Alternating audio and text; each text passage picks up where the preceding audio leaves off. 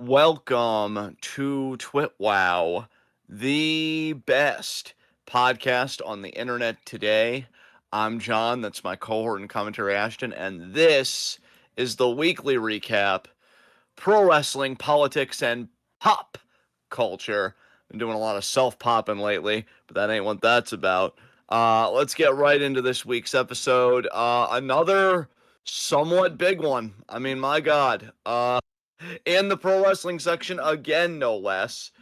And yeah, we got to talk about this.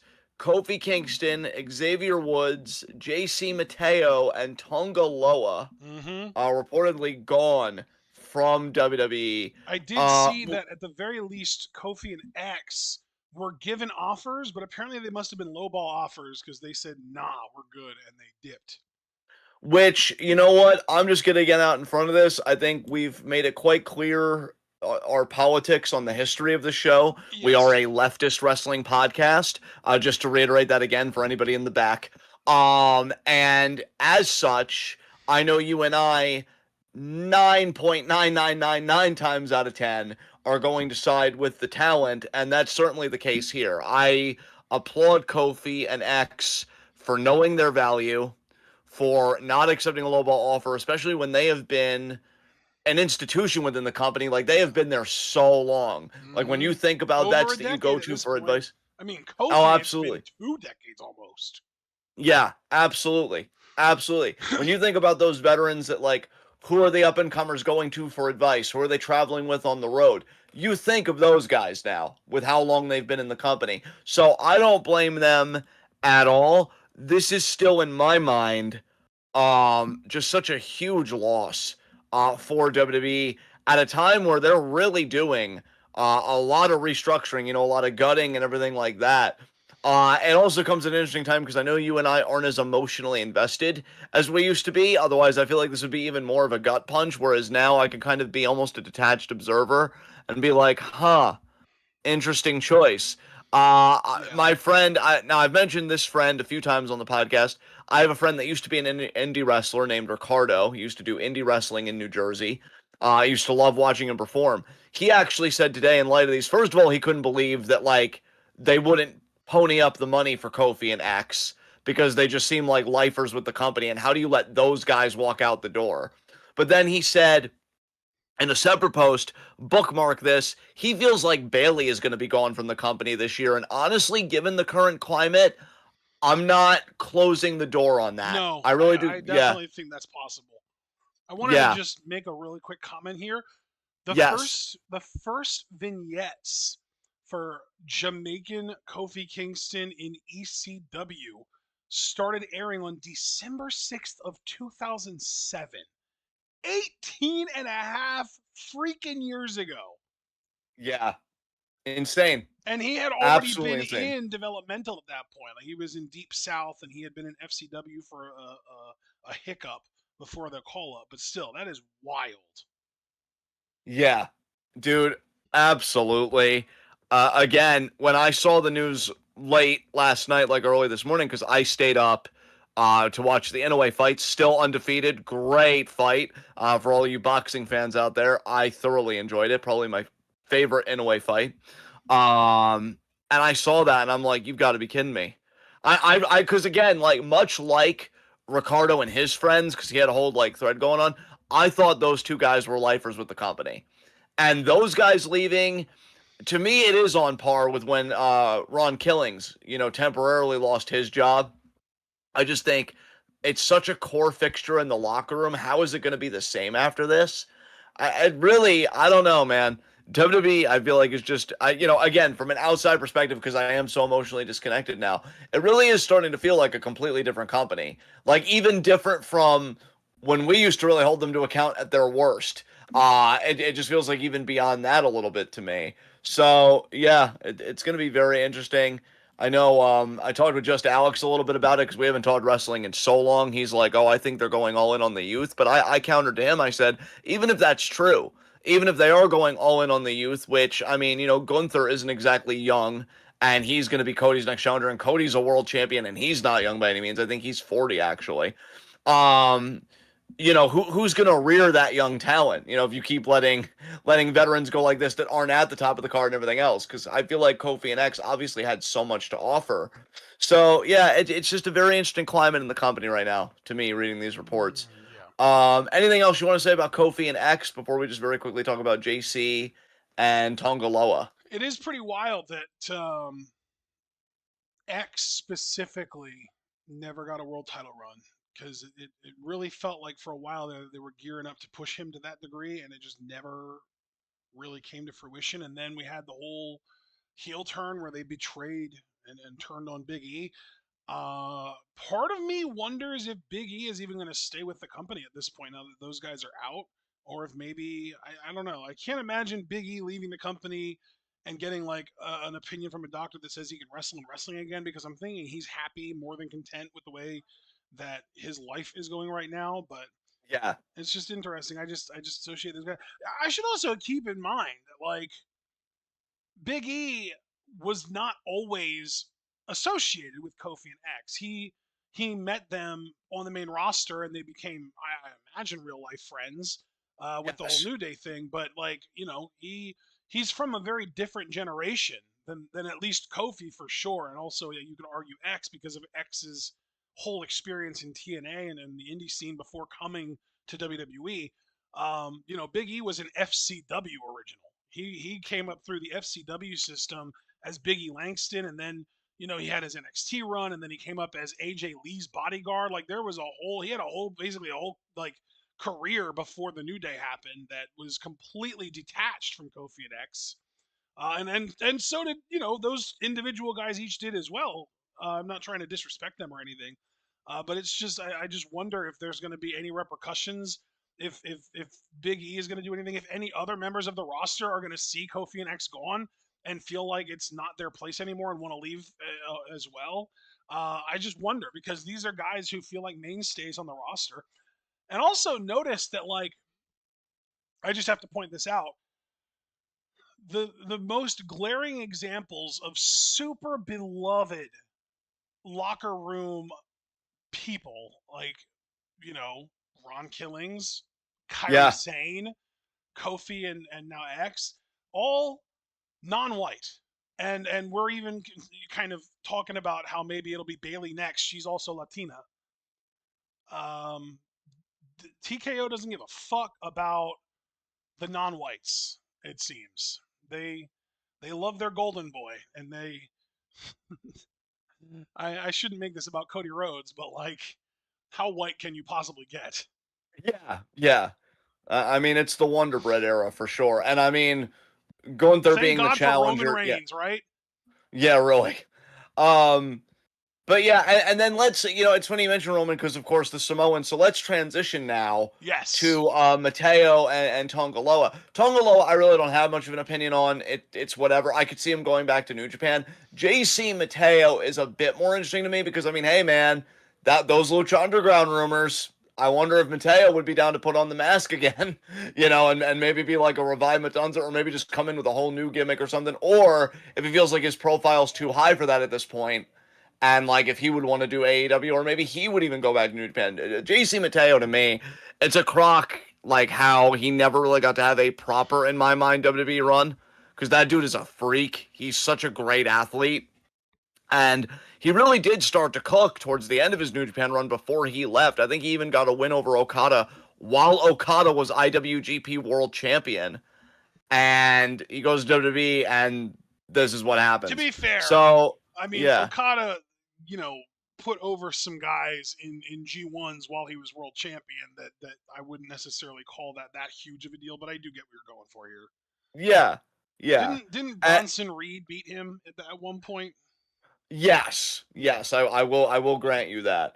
But all the same, like I also feel like though JC Mateo, well, I kind of want to go back to calling him Jeff Cobb, but yeah, JC We might Mateo, as we also well. know that, I mean, he's not going yeah, to be JC Mateo outside of WWE, and he's not in WWE anymore. So yeah, as far as I'm concerned, he's Jeff yeah. Cobb again, no matter where he goes. But yeah, like just to go back to that, because you are right about Bronson Reed, but even outside of that, we know that Cobb had the great little feud with Naito before leaving and stuff like that. Like I think he was really putting together a profile and a highlight reel in New Japan. and then he leaves to, take the WWE gamble, which seems increasingly, again, from an outsider disconnected perspective, which has its positives and its negatives. So always bear that in mind, people.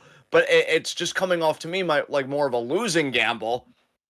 And yeah, he never really, in my mind, got to truly show his stuff. Yeah. Low key, even though I really don't care for them at all, I have no skin in the game whatsoever. I'm kind of hoping that he goes back to New Japan because I really think he could win the IWGP Heavyweight title this time around. He was building that momentum before he left. Yeah. He could pick up where he left off. Because I feel like AEW, like obviously it's the go-to, but that also has its problems because not everybody can go. I mean, money is not infinite. Even 4 billionaires, I feel like Tony would have to be a bit selective. Would he sign Jeff Cobb? I don't see why he wouldn't. But also, let's keep like, in mind I would, that he had Jeff Cobb on his roster at one point already. He had access to Cobb and was using Cobb, and he didn't do jack shit with him. Yeah, so that's two American companies that are like, I don't really get you, even though I don't really know what there is to get about Jeff Cobb. He's just a fucking hoss. So yeah, I'm either gonna say New Japan for what I'm wishing for, or again, depending on the real particulars wish as they is come out. exactly what you said, the Lucha Underground revival. Yeah, yeah. We'll see though, man. We'll see. Do you have anything to say about either of these releases though? Cobb and now Tongaloa. Anything Honestly, you want to add? it's wild to me, and in a way that like it's okay. I need to center myself because I'm too scatterbrained. So number one, I do find it interesting that they split up the team of Tongaloa and Tamatonga. The Gorillas of Destiny have been split up for the first time ever since they became a team. Yes. But along those same lines, how many times can somebody get away with fucking something up in a major storyline before they do get released? Yeah, that is true. That is very true, yeah.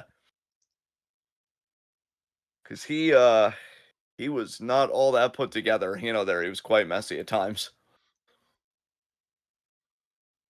I feel like I went down, right? Can you hear me? No, yeah, I'm here. I'm hearing you, man. I'm hearing you. Yeah, it just was really quiet. I was waiting for you to take the ball. But yeah, no, I completely agree with what you're saying. Yeah, I'm even looking at chat here. I want to welcome Draven, Foster, Javaris. Javaris straight up said, "Yeah, Bailey is definitely gone by the end of the year. I'm calling it."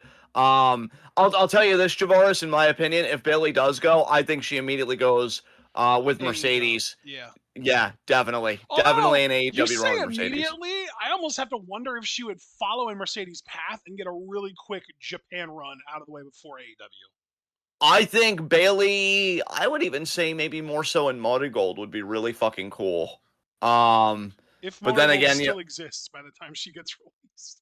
yeah, I mean, dude, my God. The pro wrestling is fucking nuts right now in all the worst ways. But yeah, and then I still gotta wonder where's Utami gonna end up. So yeah, if you're into the whole like rosters leaving and coming together and makeshift and like transformations and stuff like that, it is a wild time for you because releases, people, a lot of speculation and conjecture. Where are people gonna go?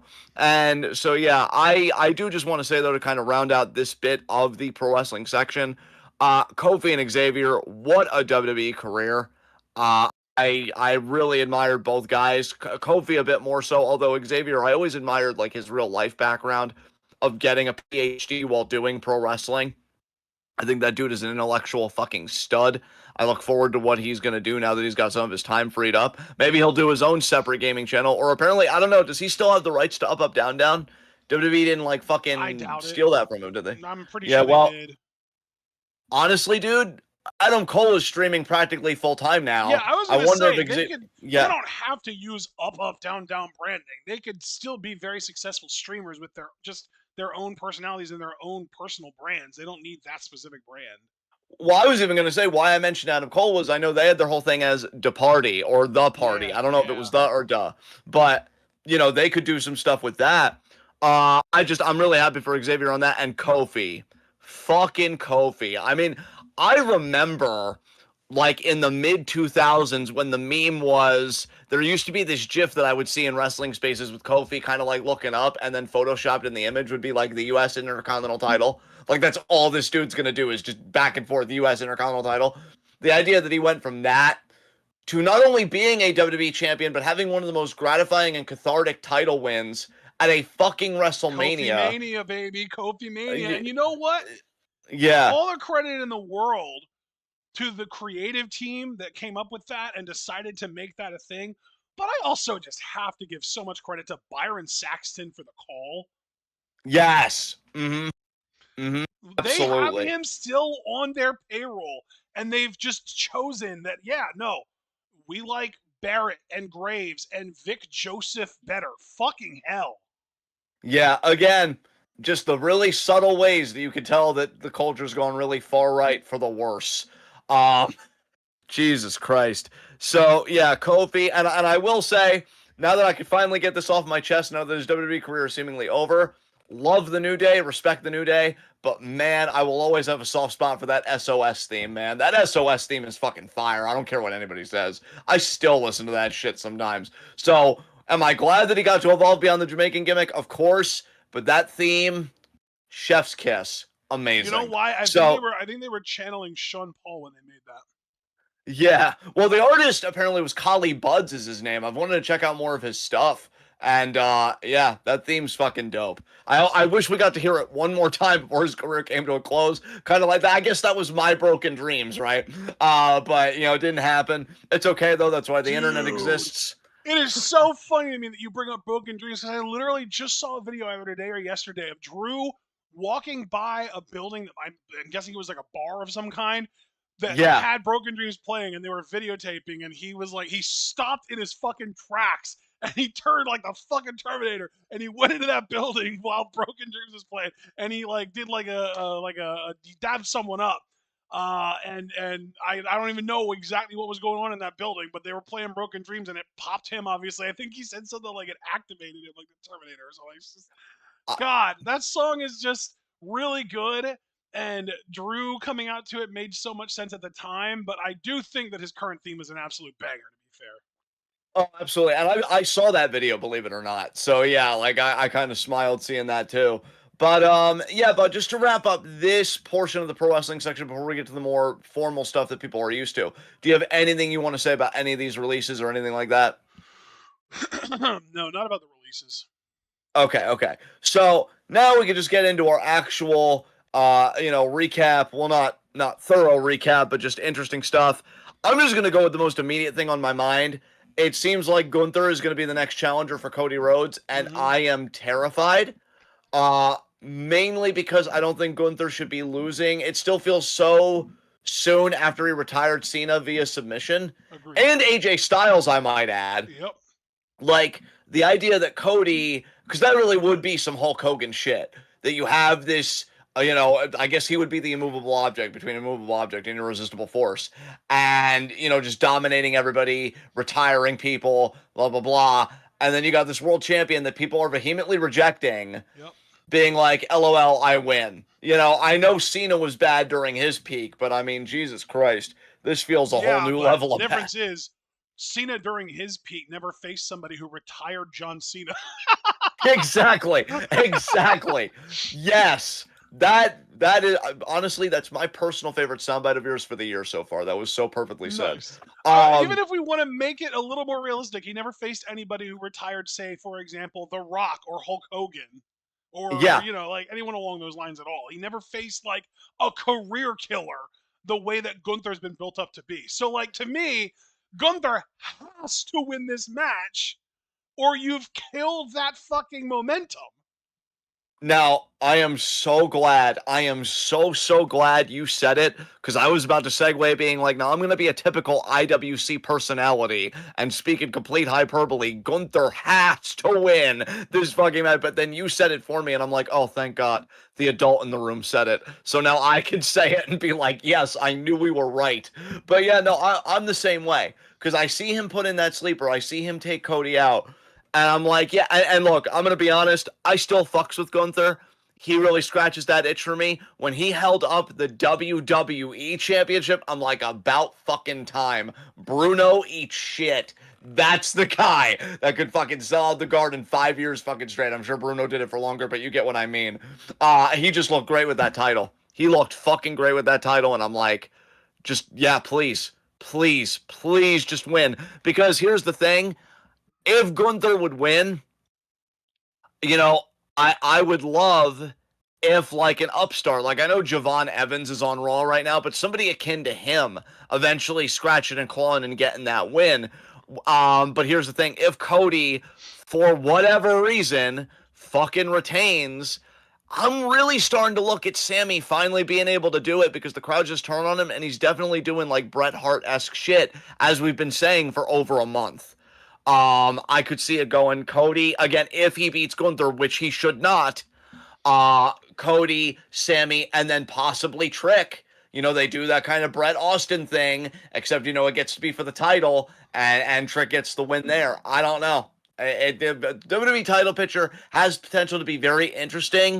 What I love, If yeah, I still have it in my head that Oba Femi is going to win King of the Ring between now and SummerSlam somehow. I don't even know if there's a fucking King of the Ring pay-per-view happening in that time. yeah, But imagine Oba wins King of the Ring, and his choices yeah. to go after for the world titles are Roman Reigns and Gunther. Holy fuck! Yes, yes. Now I would fully expect Oba to go after Roman because he called Yes. him out on that, you know, one post show, and Yes. then On the Roman was like, "Oh, WrestleMania you know, post show, yes. yeah, exactly, exactly." And so he was like, "Oh, you know, well, we'll see how it goes for you this summer." And you know, so I feel like they're gearing that up. And plus, Your not that Oba, sarcastic voice popped me. nice. And I'm not saying that Oba Roman couldn't do this. I'm not saying that. But I am saying that I think Oba Gunther is a WrestleMania main event in the future. They're not going to blow that load at SummerSlam. I think in WWE's mind and TKO's mind, that is WrestleMania written all over it. What if they feel the exact opposite? What if they feel like Oba Gunther is a SummerSlam main event, but they want to save Oba Roman for a WrestleMania main event? That's perfectly fine too. I mean, again, it wouldn't be the first time I've been wrong. First of all, and second of all, how many WrestleManias has Roman main evented? I mean, yeah, Yeah, that would be 13 or something like perfectly. that. Yeah, exactly, right? So, yeah, like, it's really no skin off my ass. I'm just saying, like, this is my logic at the moment. They could pull the rug out and be like, haha, wrong. And I'll be like, okay, Haha! cool. Just, Eat yeah, shit!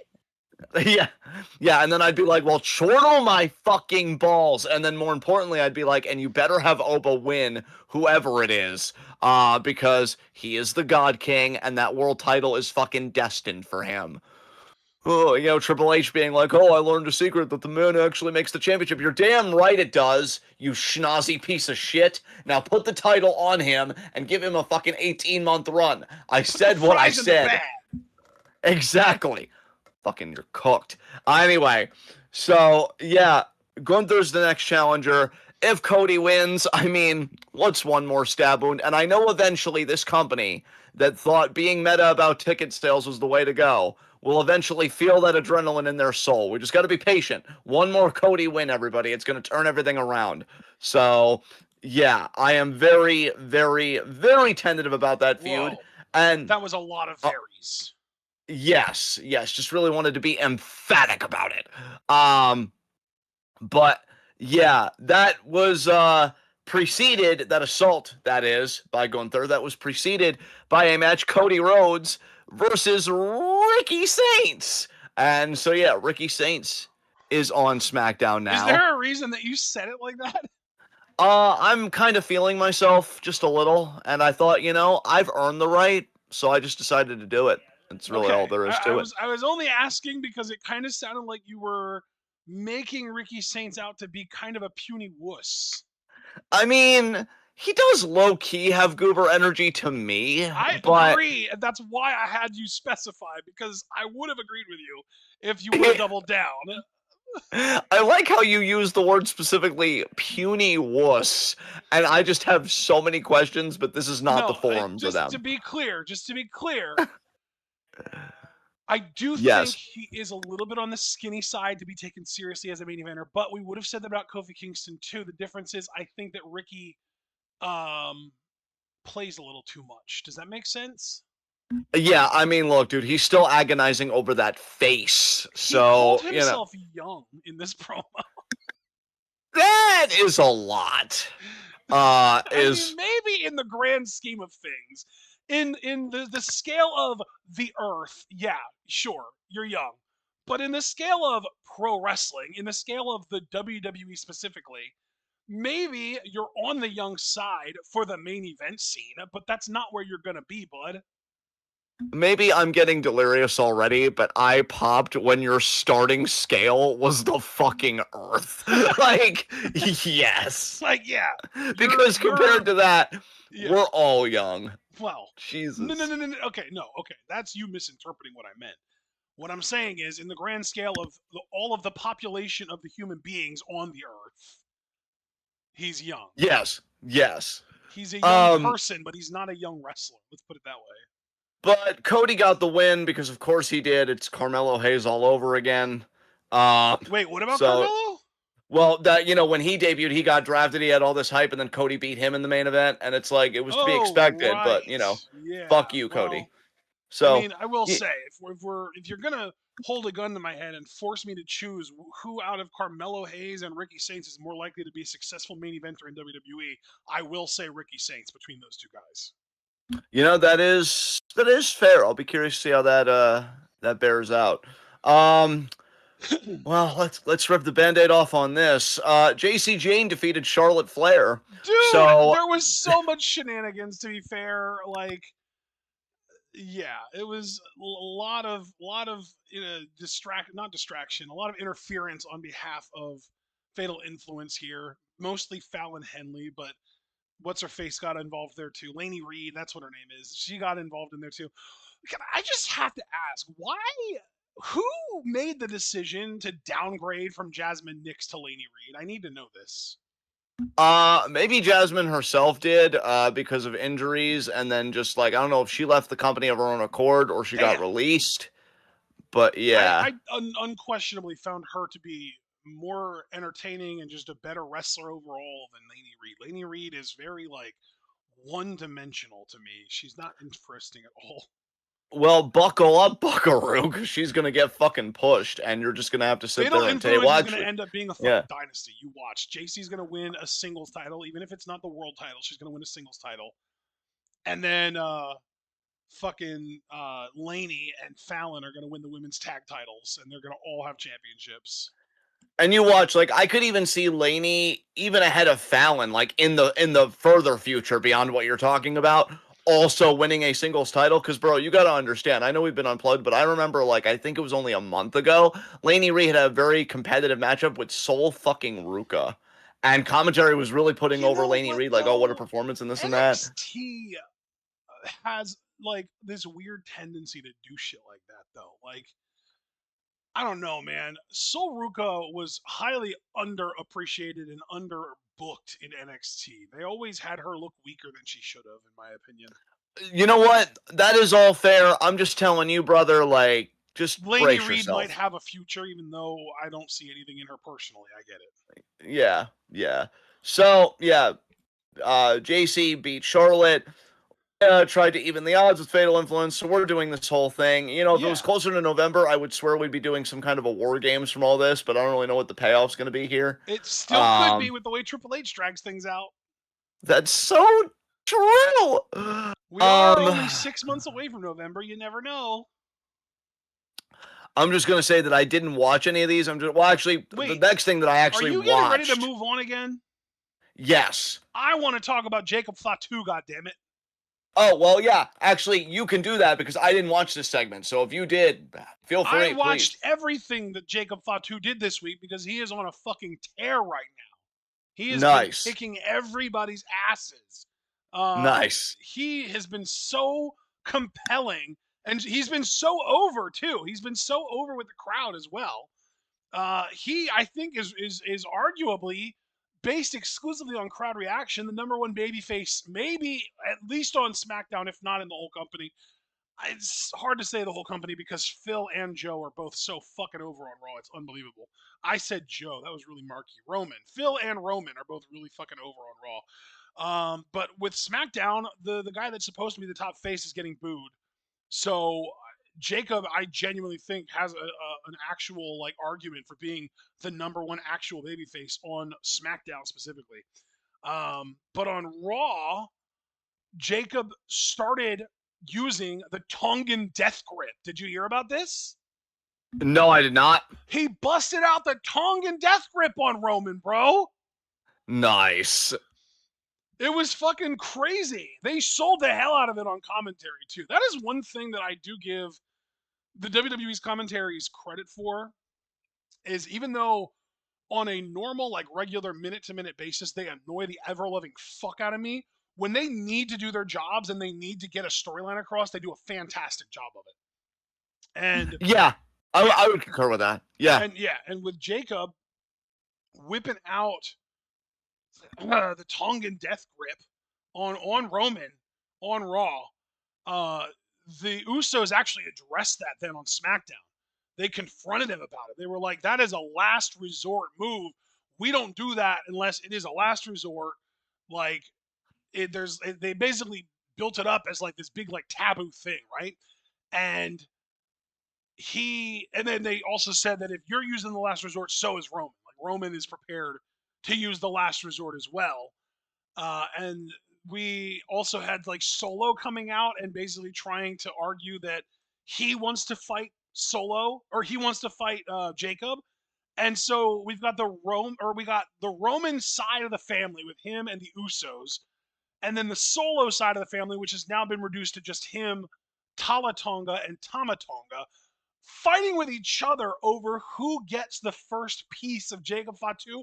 Meanwhile, the only ones that are really actively trying to seek out, trying to hurt Jacob, is the MFTs, and he's whooping their fucking asses every time. There was a Royce Keys match on SmackDown this week.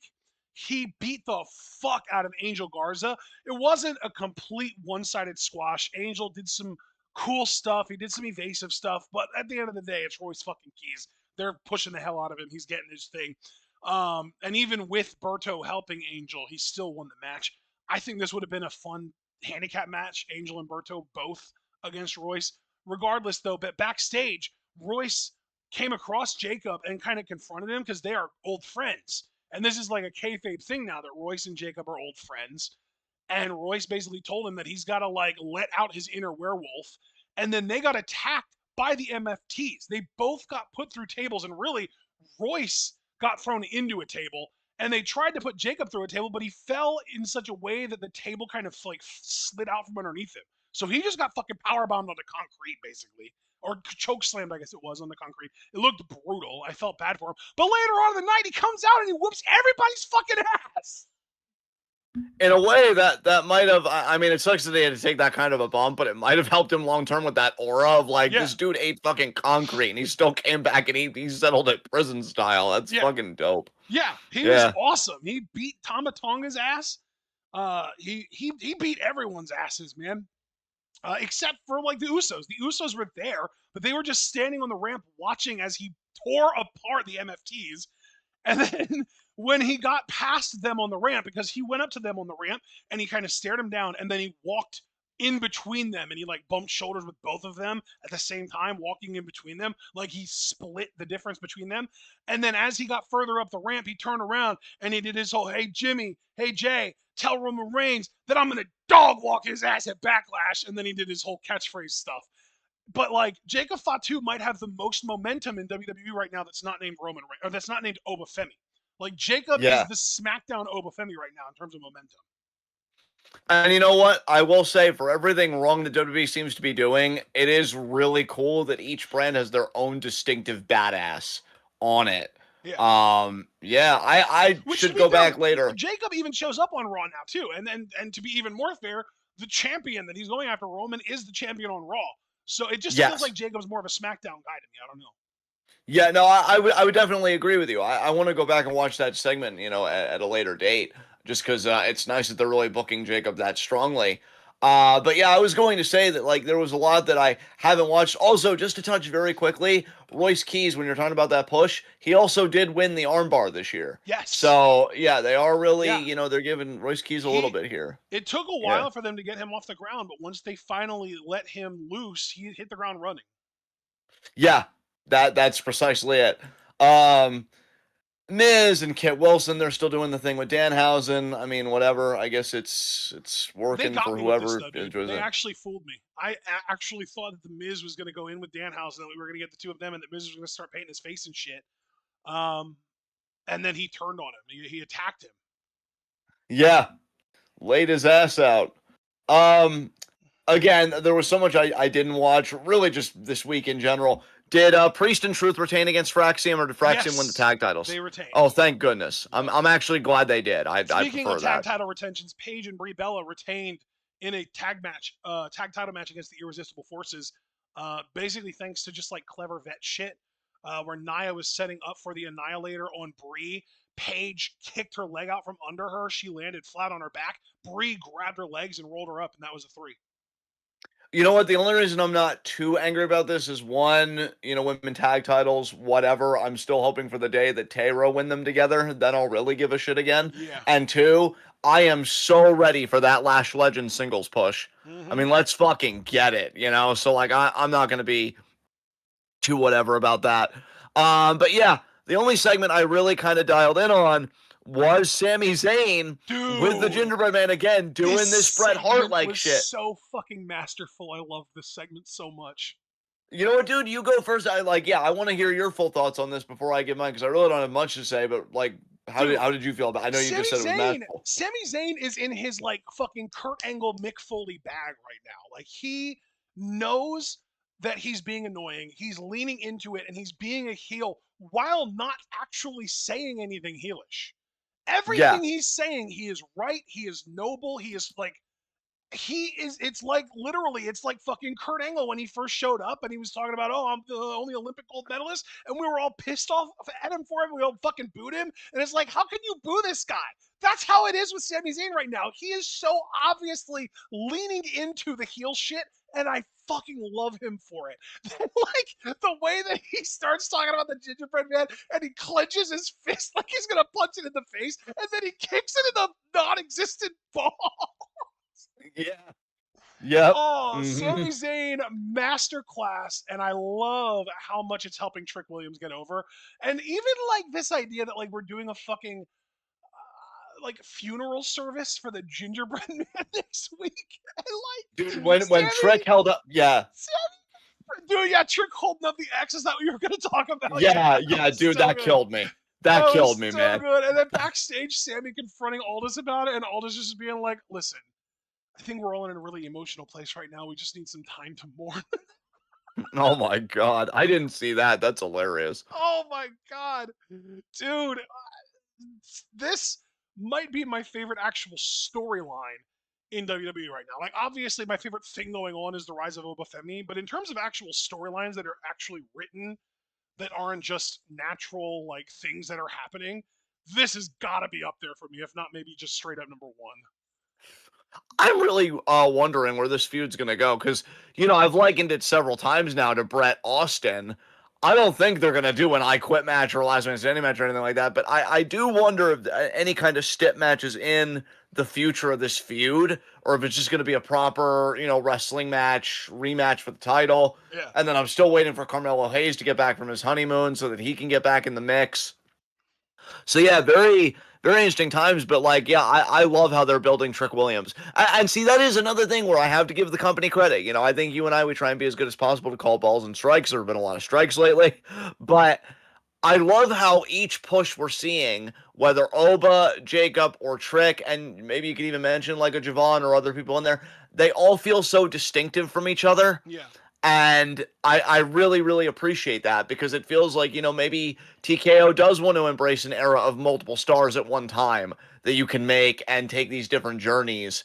And I hope that's the case because I'm really loving the reaction Trick is getting, man. I'm telling you, like, I really feel like he could be in that main event sphere, maybe even challenging for a world title before year's end.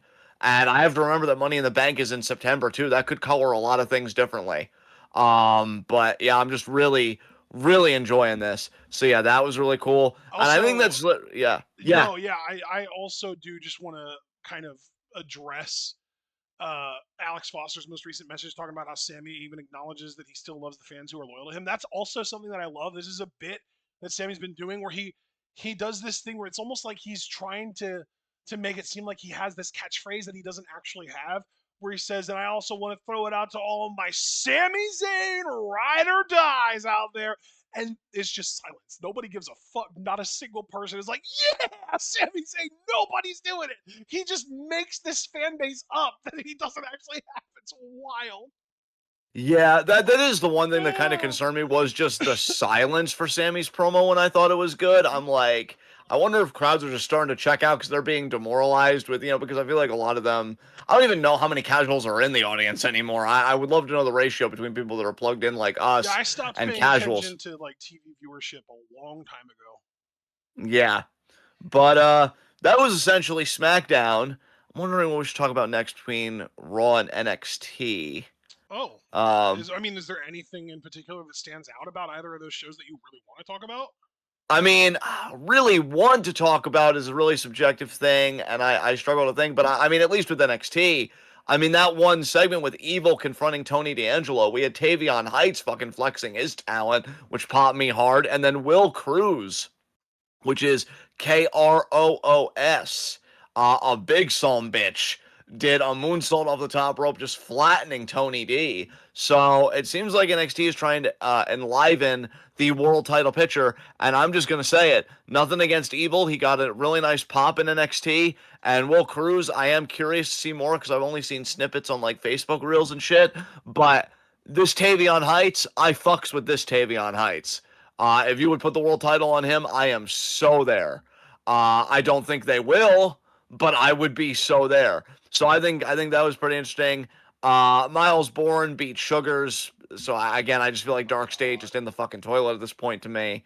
Yep. Um, I guess the only other thing of interest to me would be Lizzie Rain's debut beating Nikita with that really cool looking Enziguri she does. And yeah, that's Did we essentially it not for me for talk about NXT. that on Weekly Recap last week? No, because that was this week. Huh. Yeah. I thought we Um, talked about that already.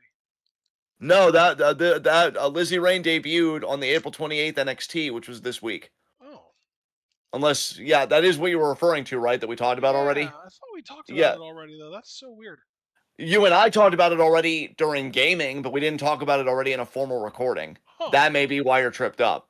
Because, yeah, we talked about it during like Rocket League a little bit, but we haven't talked about it here. Yeah. So, yeah, Lizzie Rain debuted. Don't really care for her like promo chops from the little I've heard, but the in ring seems decent enough. So, that's whatever. Dude, Um, I did oh, yeah. not. I'm sorry. Go ahead. No, well, no, you go ahead because I was about to move on anyway, but I feel like you were going to say something about Lizzie Rain, so that's more important. I just did not like her like whole vibe, honestly. Um like her entrance, her music didn't even hit until after she got on the mic or they played her talking over the loudspeaker, Yeah, introducing herself and like talking about how like Rock is never gonna die, just like she'll never die. That was yeah, cringy as fuck. yeah, And then like she has some of these weird like mannerisms that I don't like the like opening the eyes super wide like Nikki Cross style you brought up, and like the sticking the tongue out shit. It's weird as hell to me. Um, yeah, I actually made a comment about this in the Discord. My exact words were, half the time I couldn't tell if she was trying to do her best Barty Crouch Jr. impression or if she was doing more of a Randy Orton talking about his college days watching Goldberg spear a motherfucker. yeah. Oh, Or it do you was just, yeah. remember that one backstage? Not like it was like a behind the scenes interview where Orton talked about Lemmy. No. Oh damn! He did this whole thing where he brought up that Triple H's theme song is done by Motorhead and Lemmy's a cool guy, and then he held up the fucking rock horns and stuck his tongue out and just went. Oh my God, what the hell?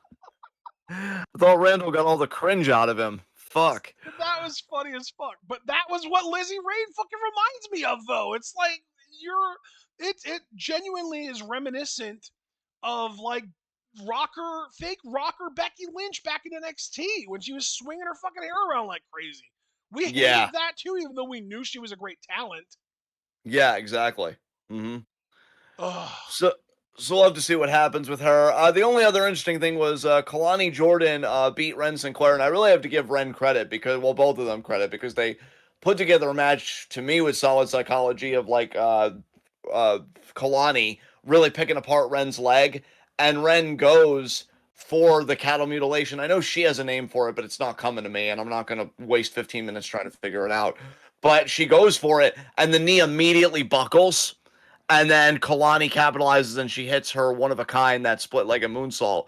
I'm telling you, man, like if Kalani would really be the one to end Lola's reign, because I don't think Izzy Dame's going to do it. I've been quite clear about that.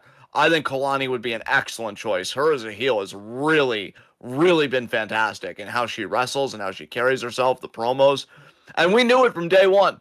We knew it from day fucking one. We're like, turn this woman heel. She's a great athlete, but the babyface stuff, it's weird and feels a bit forced. And man, it has been quite the payoff. Final wrench, Still, by the way. nice. Okay, so that's the name of it. But yeah, and I love Ren too. You know, I still think the fucking world of Ren. It's just, it was obvious Kalani was going to win this. She's on the up and up. So yeah, that was essentially NXT. And then Raw, I didn't really touch anything on Raw. I mean, Opa decimated Grayson Waller to the surprise of literally no one. Speaking of Grayson Waller, Yeah. that guy is cursed. Yeah. Why? Did something happen? Did he get injured or something? Or are we just talking about the loss here? I just don't know if I missed anything. He's been paired up with New Day this whole time, and now they're just fucking gone. Yeah, that's true. Damn, that is fucking rough. Finn Balor tried to warn Roxanne, you know, don't be trusting the Judgment Day. And then she's like, don't trust the Judgment Day or don't trust you. And then Finn's like, whoa, relax there.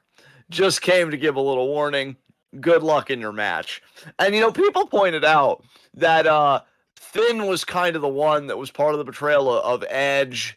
And then, of course, Rhea and Damian Priest, especially Damian Priest, because Finn actively got involved in that and everything else. So they just feel like it's a bit rich for Finn to talk about betrayal in like a protective, admonishing manner against the betrayers and in favor of Roxanne, because it's like, my dude, do you forget your own history? Now, me, as somebody that loves Phineas, I do concur with this, but also, it's Finn. I think we can forgive him for this one. You know, everybody's got to do a little bit of betrayal sometimes. So he's just trying to look out for Roxanne. People are thinking a Roxanne babyface run might be coming. I have no problem with that. I think she could be an insane babyface, although her heel work, especially in NXT, I feel like is a bit underrated. So yeah, that happened. And man, not really too much on Raw. I guess the only other thing would be Io confronted Becky, and then Io had a match with beg pardon? And then lost to her. And then lost her, and then yeah, Asuka attacked Io with like crazy face paint. Now people said that Asuka, I think, like had a promo or something, and they felt like Asuka was emotional during this because obviously Coyote got cut very recently, right. And they feel like Asuka had a tough time, you know, cutting that promo, but apparently she got through it like the fucking pro that she is. So yeah, it seems like we're still continuing the Asuka Io feud. I'm gonna be honest, I'm here for it on the wrestling basis, but the catharsis and the emotional core is just utterly hollowed out now that Coyote's gone. So I really don't see the point personally. You know, because I'm 34 and I've watched wrestling forever, and I'm not really just a pure graps guy unless you get me two really good technical wrestlers that I'm salivating over. I really like the emotional core they had here. Plus, I'm biased because I also love Coyote. So I'll be curious where this feud goes now. And that's essentially it I can think of for Raw. Oh, yeah, Seth Rollins did challenge Braun Breaker to a match at Backlash, so they're finally doing that. Kind of hoping Braun Breaker goes over just so we can continue that whole rub, but we'll see how it goes. And then, yeah, obviously more Jacob and Roman Reigns stuff, but, you know, I think the big stuff really sounded like it happened on SmackDown because that was pretty insane. So, anything you want to say about anything that happened on Raw? No. Only thing I could say about AEW is Kevin Knight retained the TNT Championship against MJF. MJF continues to tilt his fucking face off, wanting a rematch against Darby Allin. Darby Allin still said, no, you got to put something up. I'm really starting to wonder if this is going to be MJF putting his career up. Maybe the Dynamite Diamond ring, possibly. I don't know. But he said, oh, and if I get past Brody King, which I'm assuming he did, I'm going to give a shot to Kevin Knight. So, yeah, they're pretty much, and this is kind of a worry that I had with Darby as the world champion, they're kind of doing an open challenge shit with your own fucking world title. And I feel a certain kind of way about that. I think it's a good gimmick for mid-card titles. When you start doing it with the main title, that, I don't know. I You like just don't actual get it, John. He is a badass who wants to put his body through anything that he can possibly get it through before it breaks down. God, you're so right, King. I don't understand pro wrestling today at all. I need to go in the corner and have a real think about this. But yeah, I like actual established contenders and feuds when we get to the world title. But AEW is like, hey, let's just have anybody challenge. You know, there are a lot of people in the bag that are deserving, right? And I'm like, well, sure, but you could have really illustrated that another way. But fuck it. All The right, old Taro Okada booking philosophy, where literally fucking anyone can be a world champion. Fuck it. that's so true. I can be a world champion. Um, and I'd be a better promo than some of the past world champions too. So with that said, that's all the wrestling for me. Is there anything you wanted to bring to the table? No. Well, actually, X. you know what? Yes, there is something I want to bring to the table. Well, hot damn. Because All Star Grand Queendom happened this week, and I feel like we have some shit we need to get off our chests. Okay, you go first since you broached this subject. All you, bud. Yeah, All Star Grand Queendom is Stardom's second biggest show of the year. It happened this past Sunday, I believe. Yeah, and we do have matches on that show that we are planning on reacting to, so I don't want to spoil any of those. But I mean, it is worth pointing out that only one of those matches, I believe, is a championship match. Is Shuri defending the IWGP World Championship, Women's Championship, I should say, against Megan Bayne. I'm very excited to watch that match. That's Yes. on the show that we do react to All Star Grand Queendom. That is going to be our main event. But that was the ninth match on the show, on a show that had 12 matches.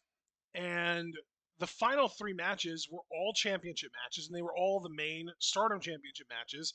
And all three of them featured Hate finally losing their grip on the control of Stardom. They lost all of their titles at the same time. BMI 2K lost their titles to O2 Line. So Azami's first ever tag team championship win is in a team with Miyu Amasaki, who I obviously would say that she is a great um, Joshi sort of.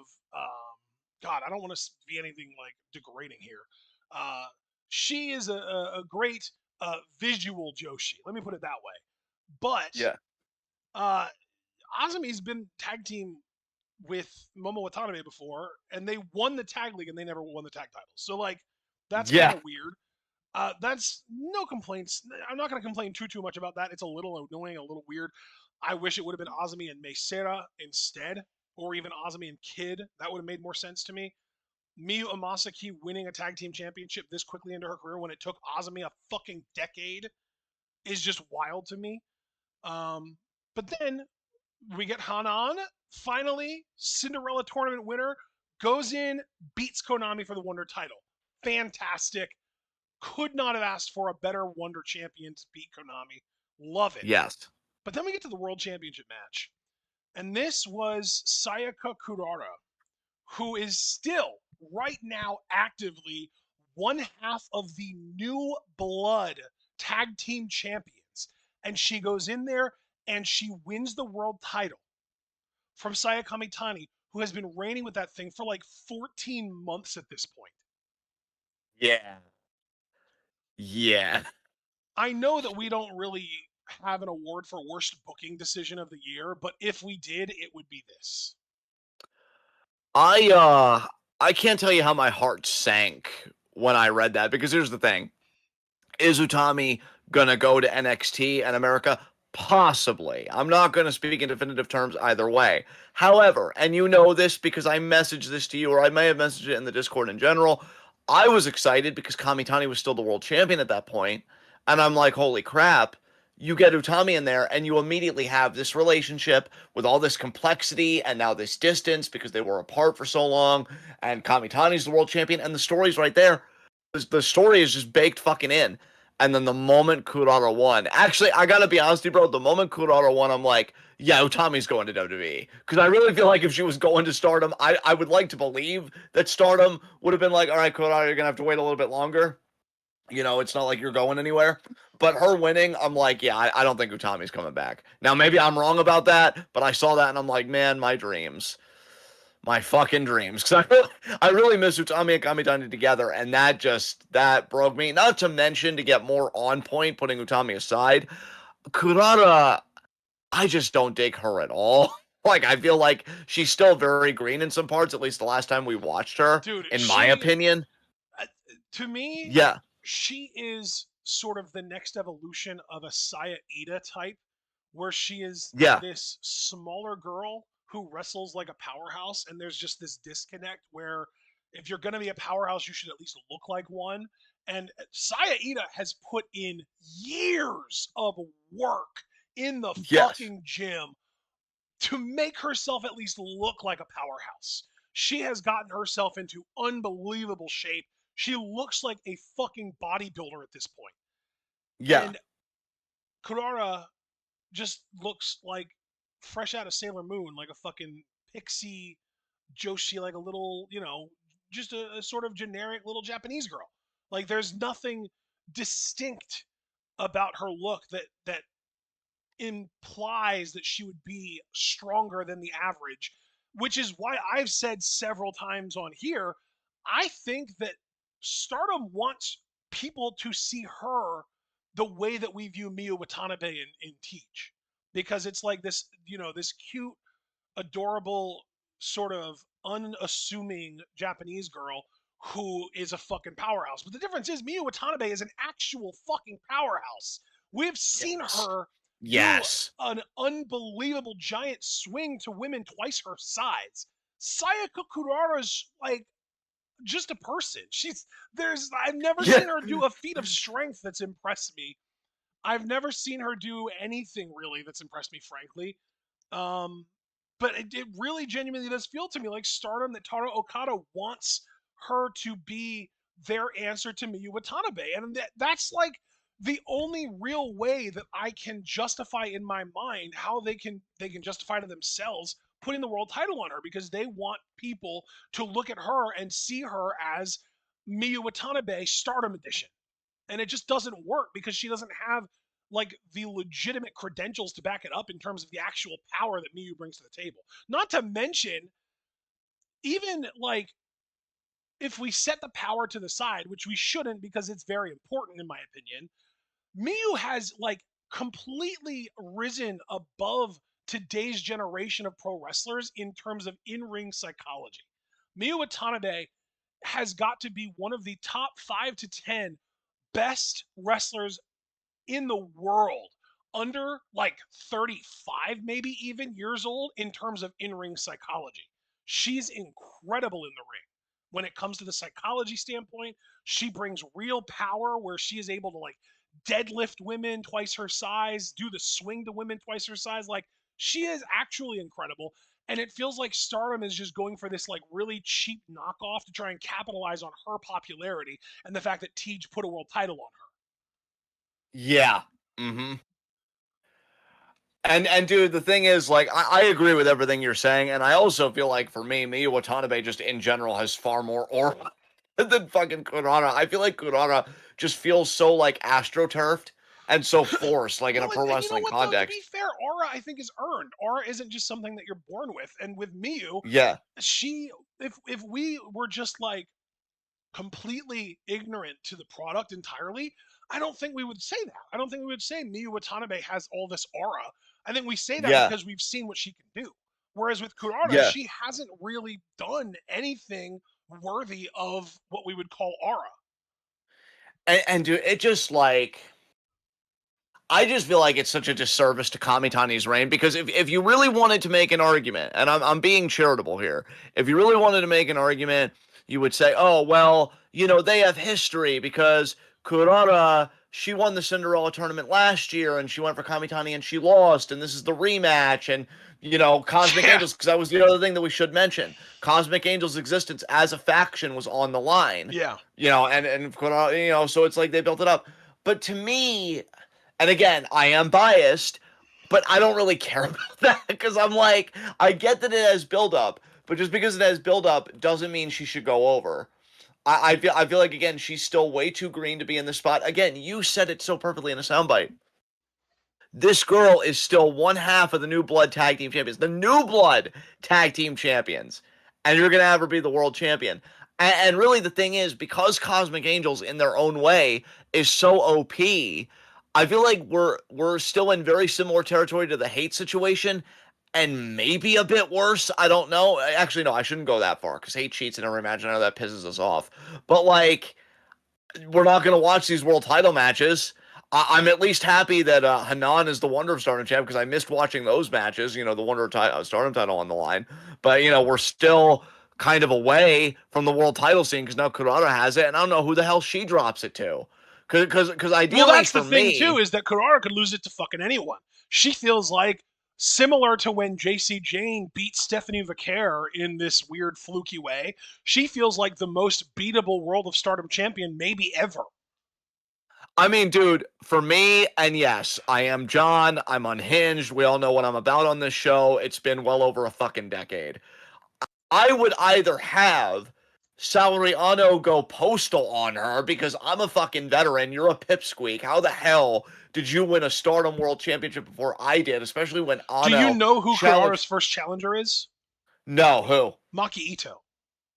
That's very interesting. That's very interesting. I'm already, and see, that's the thing. Not only is Kurara such a beatable champion perception wise, but I feel like I'm gonna root for like 90% of her Yeah. challengers. Yeah. Well, no, that's like, again, I compare this to JC Jane's first NXT Women's Championship reign, where she beat Stephanie McCare for it because none of us expected it. None of us really saw her as world championship material at that point. She won it, and very quickly, I mean, she defended it against Lainey Reed first, but then her first major defense was against Jordan Grace. And I think most of us thought, well, shit, Jordan's just going to win that from her. And it didn't happen. And she ended up holding it for like 5 months. I think it was 5 months that JC held that title. And I'm scared to death that they're going to have something similar happen with Kurara, where she is going to defend the title against a bunch of women that should beat her.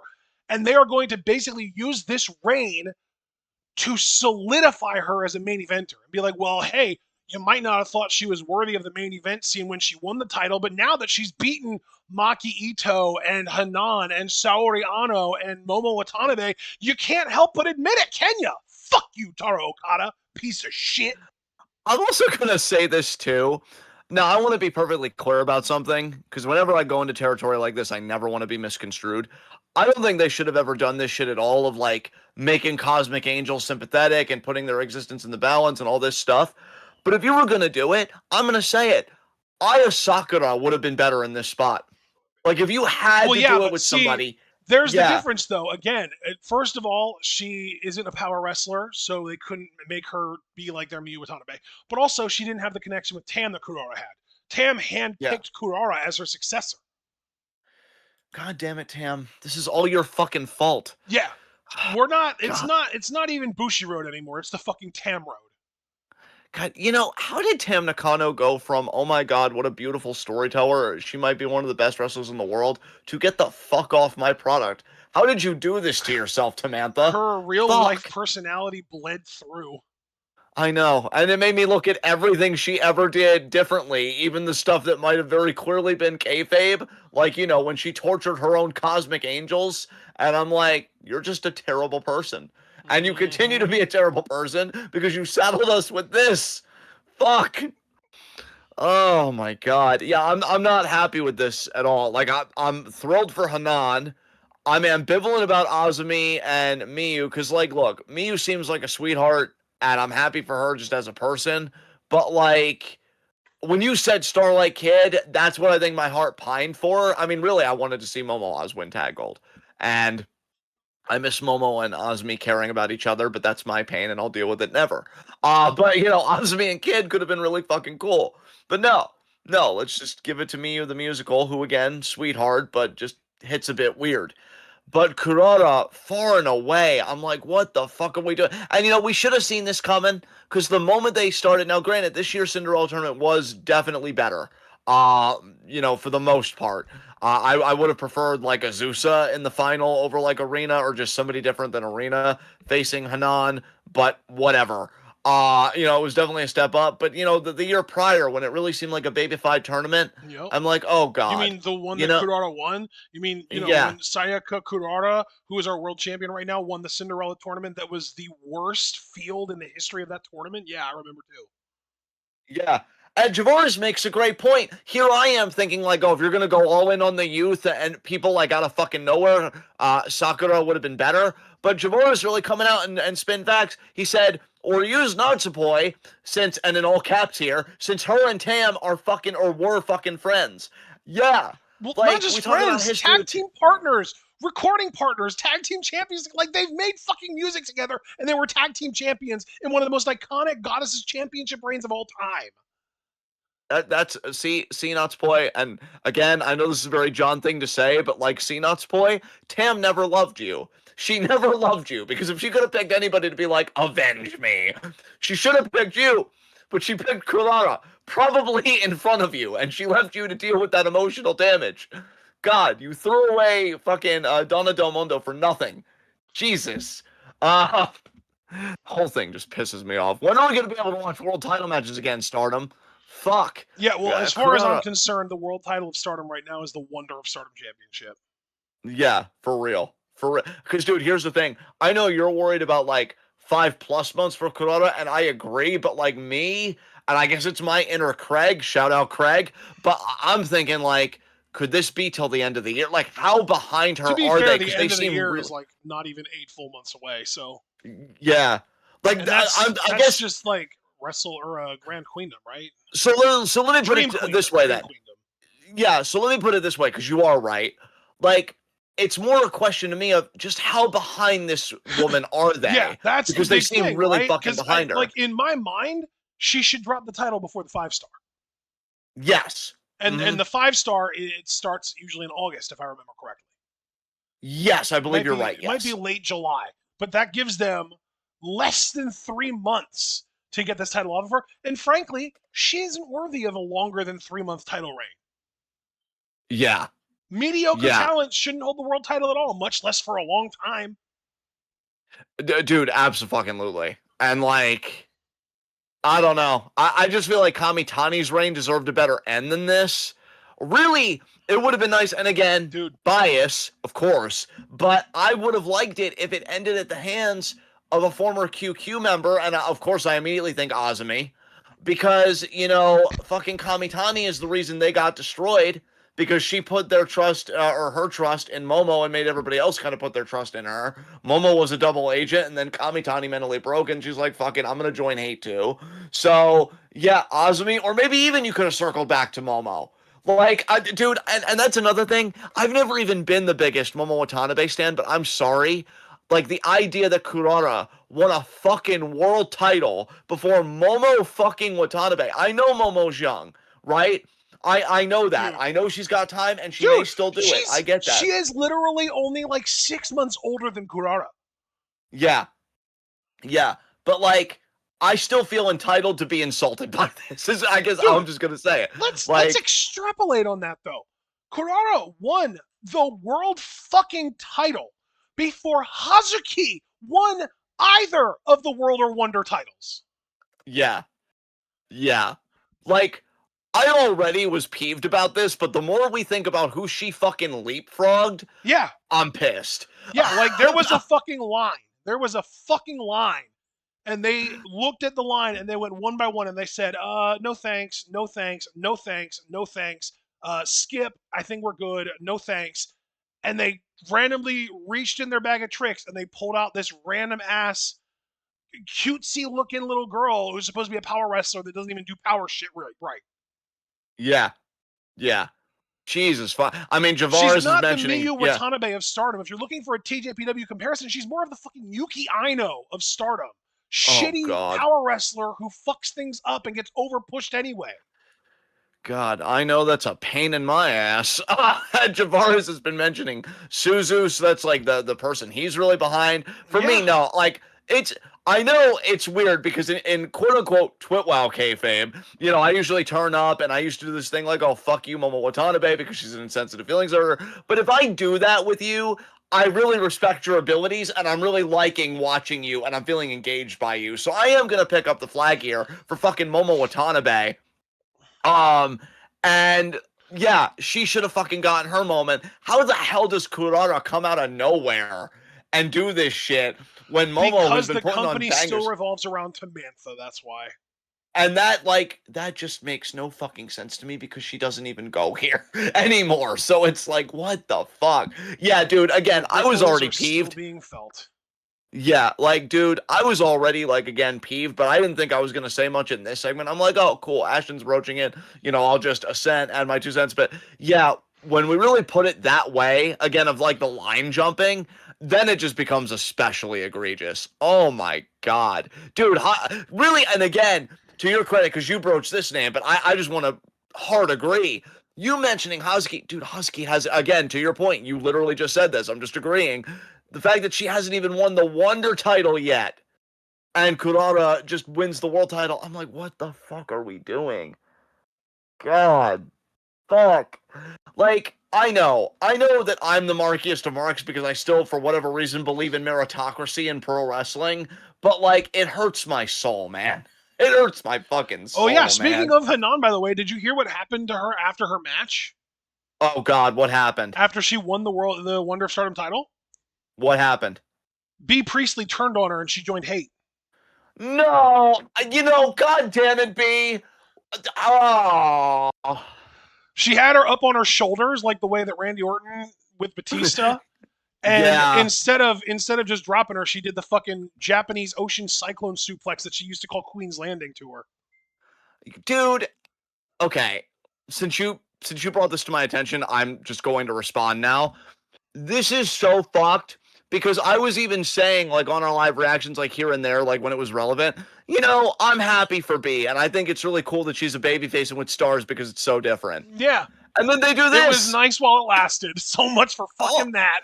oh my God! Like, can I have some teeth left to chew solids? How much are you going to kick out of me, Stardom? Fucking hell. I mean, look, I'm not going to be too aggrieved about that because really, in hindsight, it should have been obvious. And what the fuck was I smoking? I mean, granted, I've been doing a bit more weed lately, but my God. But yeah, I guess B is going to be a challenger for Hanan. Cool, I guess. Um, I will tell you, Saori Ano and Natsupoi are better human beings than me because I would have turned the fuck on Kurara the moment she won that title. Been like, what the fuck is Well, this? they were grateful Uh, though because she also, by winning the world title, prevented Cosmic Angels from being disbanded. True, So yes. now they owe her gratitude. I gotta be honest, you're not wrong, and you did nothing wrong, but I fucking hate the way you put that because you're right. Yeah, Imagine being Saori Ano and owing something to Sayaka Kurara. I What mean, the who is fuck is Saori Ano happening? anyway? She couldn't even beat Fuachan on this show. Oh, God. Ladies and gentlemen, I really envy that I can't rip off my own face. I don't know what the fuck Stardom is doing. Really, because here's the thing that concerns me, and I'll get out ahead of it and I'll say this is probably me being hyperbolic. I'll get over it within a week. But like, Marigold's kind of in a weird place. I don't hate them, but Utami leaving is kind of a blow. I love Miko Ono, but let's be honest, Marigold has really proven with its last few world champions. World title reigns are kind of lackluster given who they kind of rotate around. And then Stardom with all this shit, like Joshi was my last bastion, of like really liking pro wrestling and feeling connected. And I'm like, it's starting to look a little wobbly to me. Again, Yeah. to me. I'll probably No, get no. over it in a To be week. clear, I want to validate that feeling because I feel the same way. Yeah. Like Like, if Joshi yeah, continues down this path, we're gonna end up living in a world where my Sakurai wins the world championship in Marigold, and Sayaka Kurara is World of Stardom champion, and I just want out.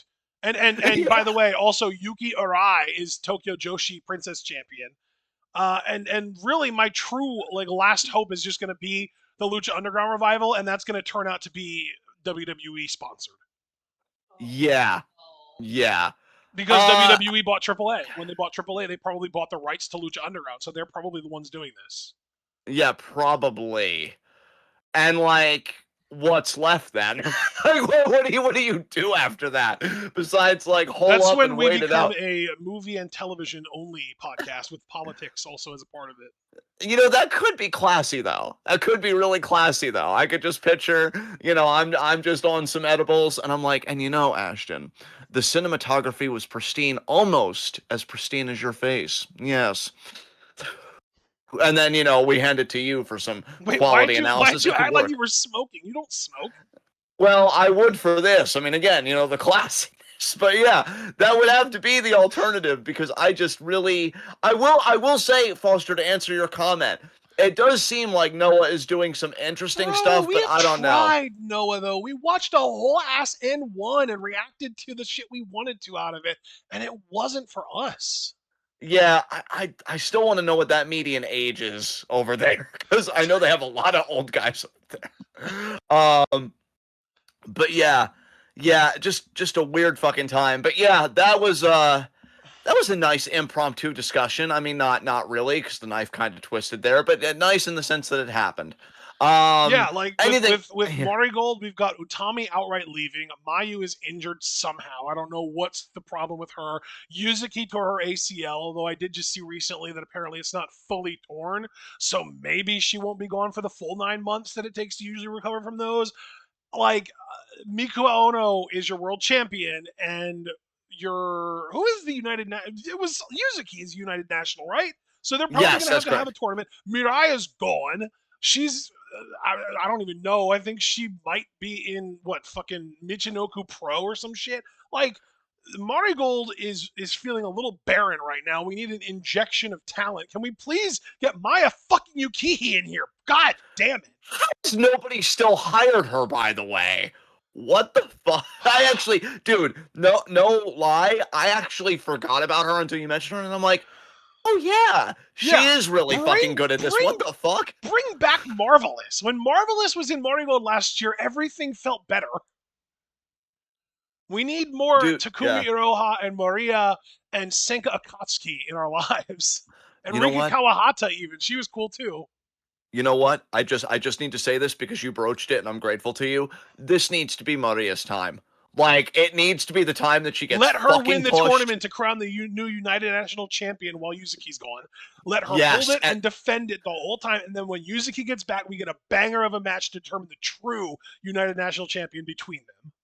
yes, and then also just for our own personal satisfaction, after Maria wins the title, she uploads a personal vlog where she has happy tears and her signature giggle that will cure all the cancer in Joshi, including ending Kurara's world title reign. It'll happen. That is It'll, all of that is what we want to happen. What's actually going yes. to happen is a tournament that will end in a finals between Chiaki and Mai Sakurai. Mai Sakurai ends up winning the United National Championship back. No, I reject your reality and I substitute my own. I'm manifesting the Maria plan. Thank We're you. doing it. Yes, we're doing it. I'm manifesting the Maria plan. Maria Fest destiny, baby. Let's do it. Amazing So wordplay. yes. Uh so with that said, anything in the pro wrestling section because we got another doozy for politics this week in ways that I didn't even anticipate, to be honest with you. So anything Oh, else you on talking pro about the wrestling big before I get into Supreme Court decision? no, not even that. What? Not even. Yeah. Well, that is the biggest thing. Don't get me wrong. I'm I'm not done with trying to wrestling. downplay We're it. moving on. Let's talk politics. What is it? Okay, so for one thing, Trump is thinking about withdrawing troops from Germany, which is big because he thinks that because this is how Trump sees everything, that troops are there to protect the Germans. No, we have bases in Europe because it makes it easier to deploy our operations. If you're a leftist accelerationist, this Trump presidency has been a gift from fucking God because he's really killing the empire and any sense of influence and power in real fucking time to the point where now I know people aren't going to appreciate this reference. So I'm going to do my best to contextualize. There was a theorist, or there is because he's not dead, Francis Fukuyama, whose whole big thesis was the end of history. This came after the Cold War between the Soviet Union and the US. Now, the end of history, to be clear, Fukuyama didn't think that history was just going to stop and there would be no new historical events. No. He was saying that there was a contest between political structures, liberal democracy and communism. And he thought liberal democracy won history. He actually came out today and said, or at least recently, maybe not today, but very recently, and said China is doing better than the US. China may actually have a better model for societies going forward. Now, that's kind of fucking huge because if you go in liberal circles, like Fukuyama was a big name in his time with this whole thesis.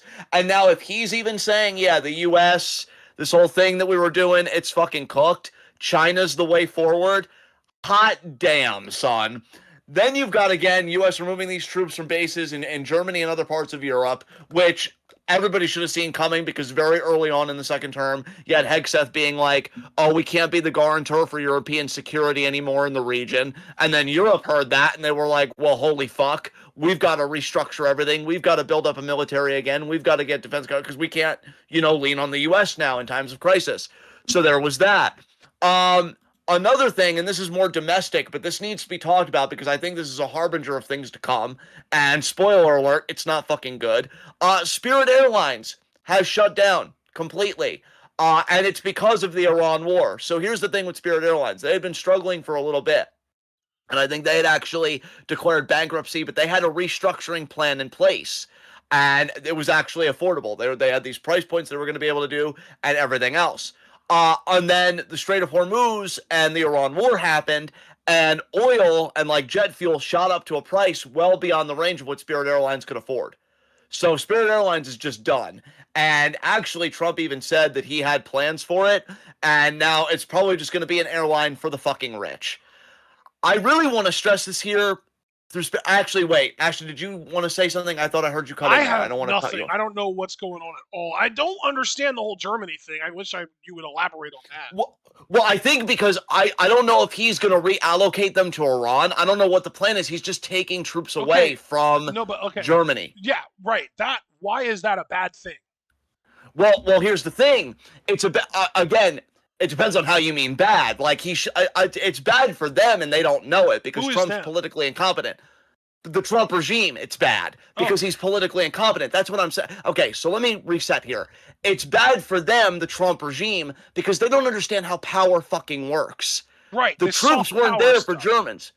Yeah, it's soft power, hard power, all that stuff. You can't do operations as easily if you don't have that kind of presence. If you're a leftist like we are, I think it's fucking hysterical, honestly, because again, we're seeing the speed run of the death of the U.S. empire. But no, this is big because everybody's talking about now any operational efficiency is going to be fucking hampered considerably because we don't have presence anywhere. Oh, and by the way, speaking of presence, let me see if I can find this again, because I believe it was NBC News that actually confirmed what the Trump regime tried to bury very early in the fucking war, and that's that a lot of U.S. military bases in the Iranian region got fucking decimated. I think it was like 15 bases, which that's a lot of fucking money. 15 may not sound like a lot in the abstract, but believe me, it is. Iran fucking destroyed U.S. military presence there as far as the bases go.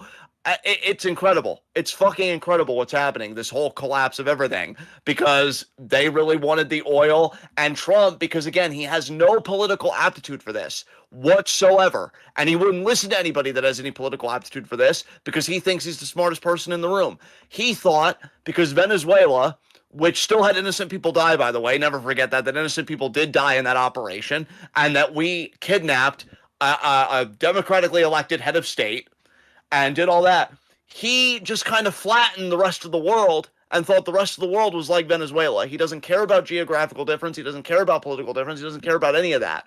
And he thought, oh, well, Venezuela went so well, we can do Iran. And now everything is fucked. And so, yeah, Iran destroyed these bases.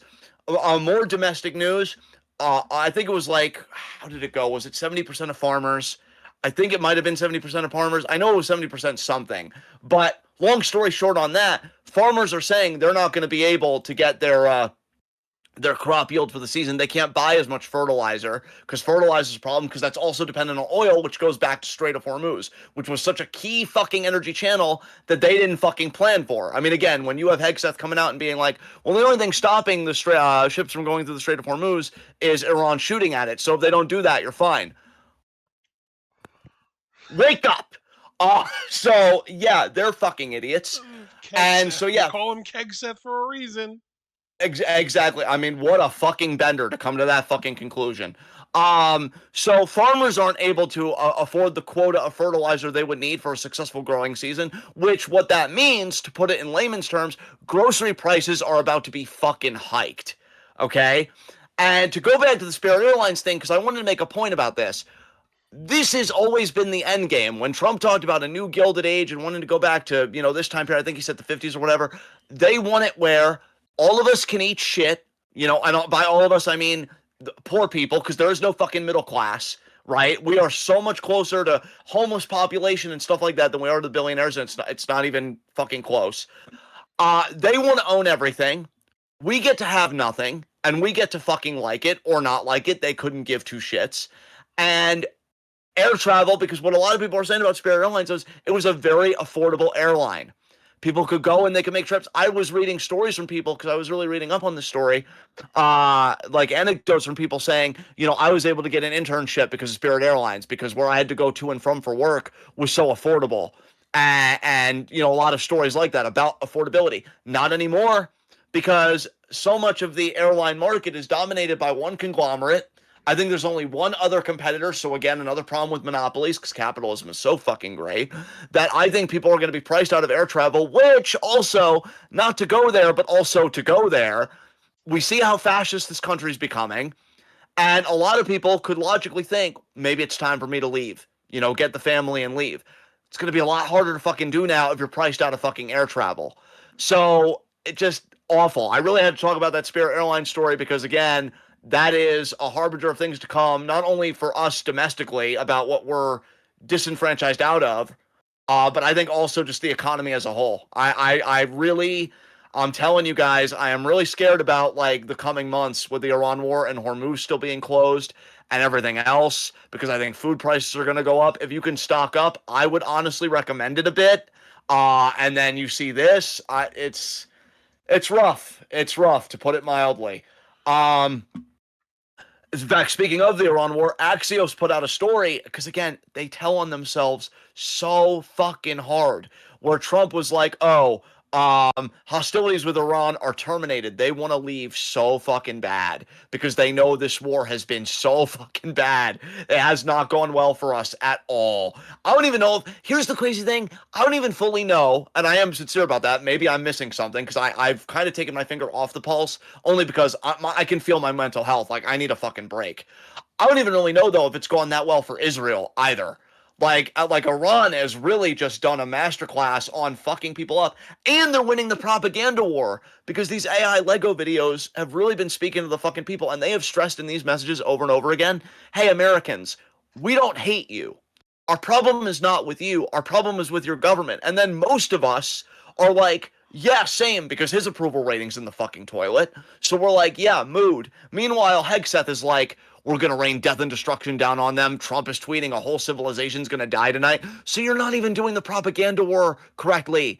And the funny thing is, you could have, because the Islamic State was unpopular. There were democratic protests going on before you went and you bombed fucking Tehran and terrorized these fucking people. You could have gotten the protesters on your side if you actually, again, had political aptitude beyond a fucking fourth grader and thought, hey, we're doing this for you, beyond rhetoric, because they started that in the beginning and then that was abandoned real fucking quick. But Iran has consistently said, via the Islamic State, the government, that we're not mad at Americans.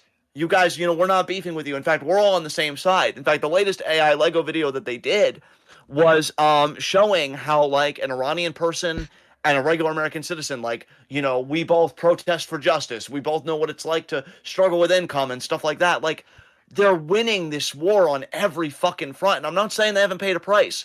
We have talked on this show about losses in civilian infrastructure and everything else. But my God, we are going to feel this for a long time coming. And the Strait of Hormuz is still closed. by my understanding. I don't think it's reopened. And the energy shocks and the crises that are going to unfold from that, I'm really not trying to downplay it, guys. And if I'm overplaying it, I'd rather be guilty of that than underplaying it because it affects everything.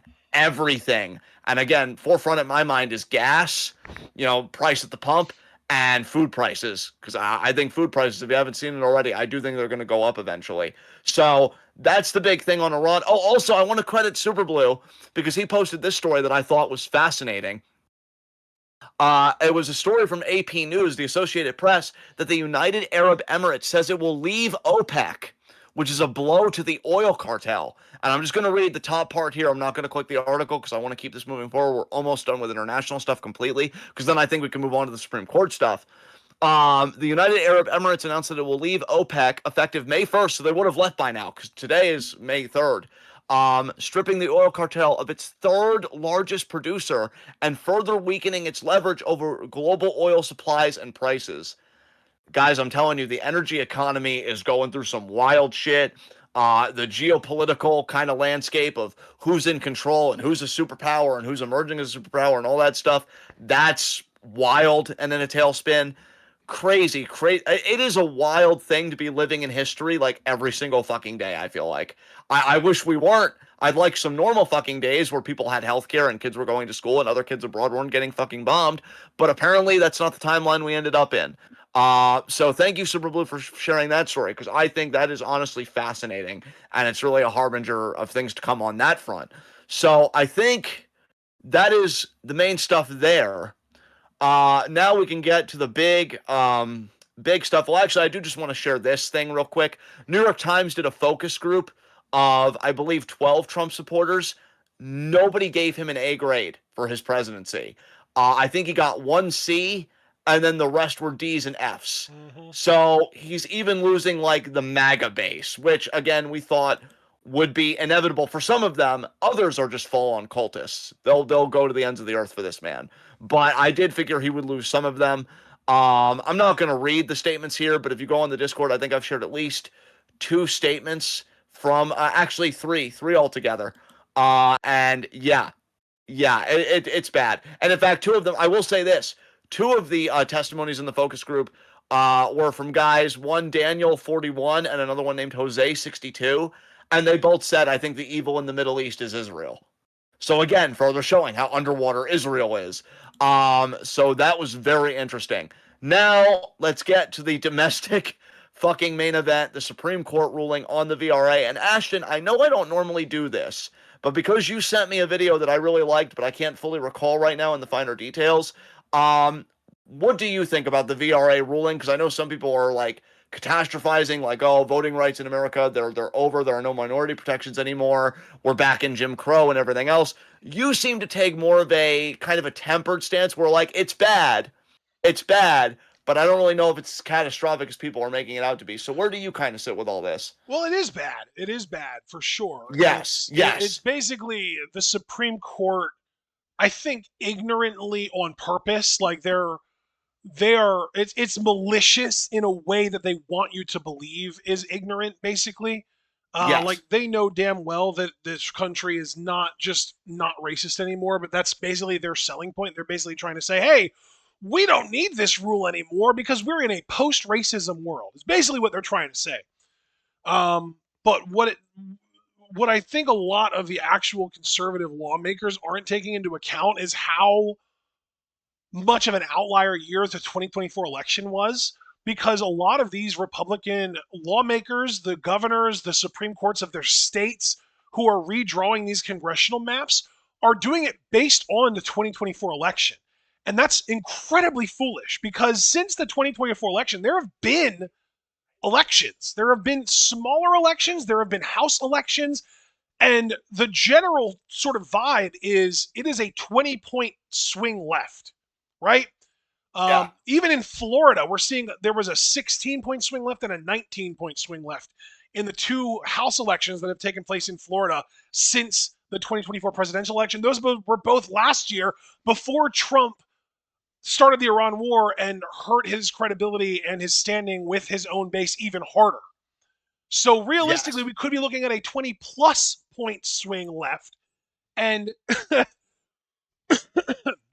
if that is the case, if we're living in that reality where we are seeing even a 15 to 20 point swing left relative to the 2024 elections, then these new congressional maps that have been getting drawn up in Texas and Ohio, and I think it might have been Nebraska or Kansas or something like that, and the most recently the Florida one, and now they're trying to get ones done in Louisiana and Alabama, and like all of the southern states are rushing to basically try and draw Democrats out of representation, pretty much. They're going to backfire hard because by basically what they're doing is they're taking, let's just, as the most simple example possible, they'll take a plus 30 Trump district and a plus 5 Harris district and turn it into two plus 17 or 18 Trump districts. But if we have a 20-point fucking swing, that plus 30 Trump district still would have been safe. And now you've got two blue districts where you would have had one red and one blue. So by doing this, they're basically flattening out all of the red. They're keeping a few really safe red districts, but they're flattening out a lot of them to be like somewhat safe, like plus 12, plus 13, plus 17, plus 16, rather than like plus 30, plus 40, which is what they would have been if you just go by the 2024 election. And by doing so, they're not taking into account that we are in like a plus 20 Democrat swing year, and they're fucking themselves out of seats.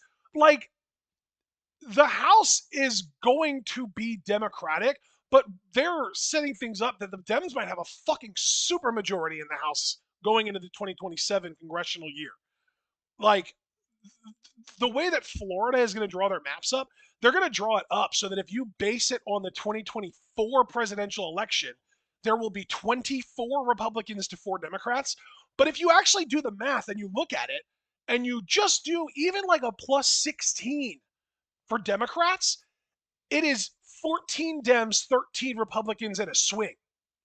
So it could be up to 15 Dems. You could be seeing a fucking majority Democrats representing Florida because of how hard the country is swinging left, because of how badly this regime is fucking things up for literally everyone. Yeah. Yeah, and that's the thing.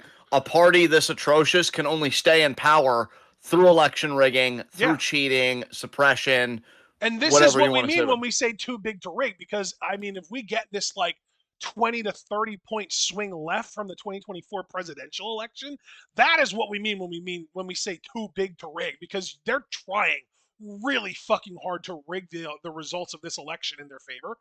And like, not only are they failing to do that potentially, but because of this Voting Rights Act, I think it was like 2A or whatever the hell it is, or 2B or something like that, that was basically deemed unconstitutional by the Supreme Court.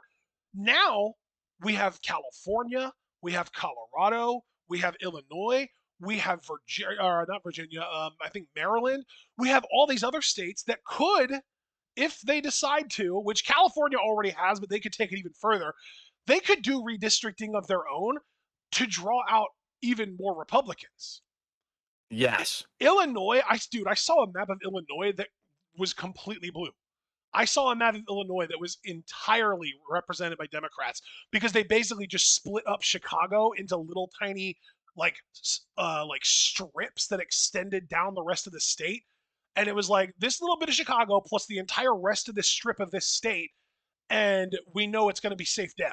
And they did that like 10 or however many representatives there are from Illinois times, and you end up with that many Democratic representatives from that state. California could do it, Colorado could do it, New Mexico could do it. Like, if the Dems have the level of spine that Gavin Newsom and I don't know his name, but the governor of Virginia have already shown that they do have, if the other Democratic governors are willing to do this, and like it's fucking Illinois, right? That's JB Pritzker. He's gonna do it. You're damn right he's gonna fucking do it. If these other Democratic governors show that they have the spine to be willing to fight dirty the way that the Republicans we know they are, the Republicans are fucking themselves up hard because at the end of the day, a larger majority of the people in this country believe in democratic values than there are people in this country who believe in Republican values. And especially at this moment in time right now, when people just fucking hate Trump. They hate the Iran war. They hate the fucking tariffs that he illegally enacted that we aren't going to see a single cent of reparations for. And the corporations that made us pay for the fucking tariffs anyway are able to sue for, the ability to get their money back that they didn't really lose anyway. Really what they're suing for is lost, like, demand. Like, people weren't buying as much of their shit because the prices had to go up. But the ones that they did sell, they still passed the fucking cost on to the customer. Like, that's ridiculous. People hate that. People know about that, and people are against Trump because of it. Trump is under fucking water right now. Republicans are under fucking water right now. And all of this redistricting, at least if you look at just 2026, and I think it'll affect 2028 as well, I think it's going to help Democrats more than it's going to help Republicans, honestly. I'm inclined to agree. I think that was such a excellent, thorough breakdown. I'm not really going to add much. I'm just going to keep the momentum going.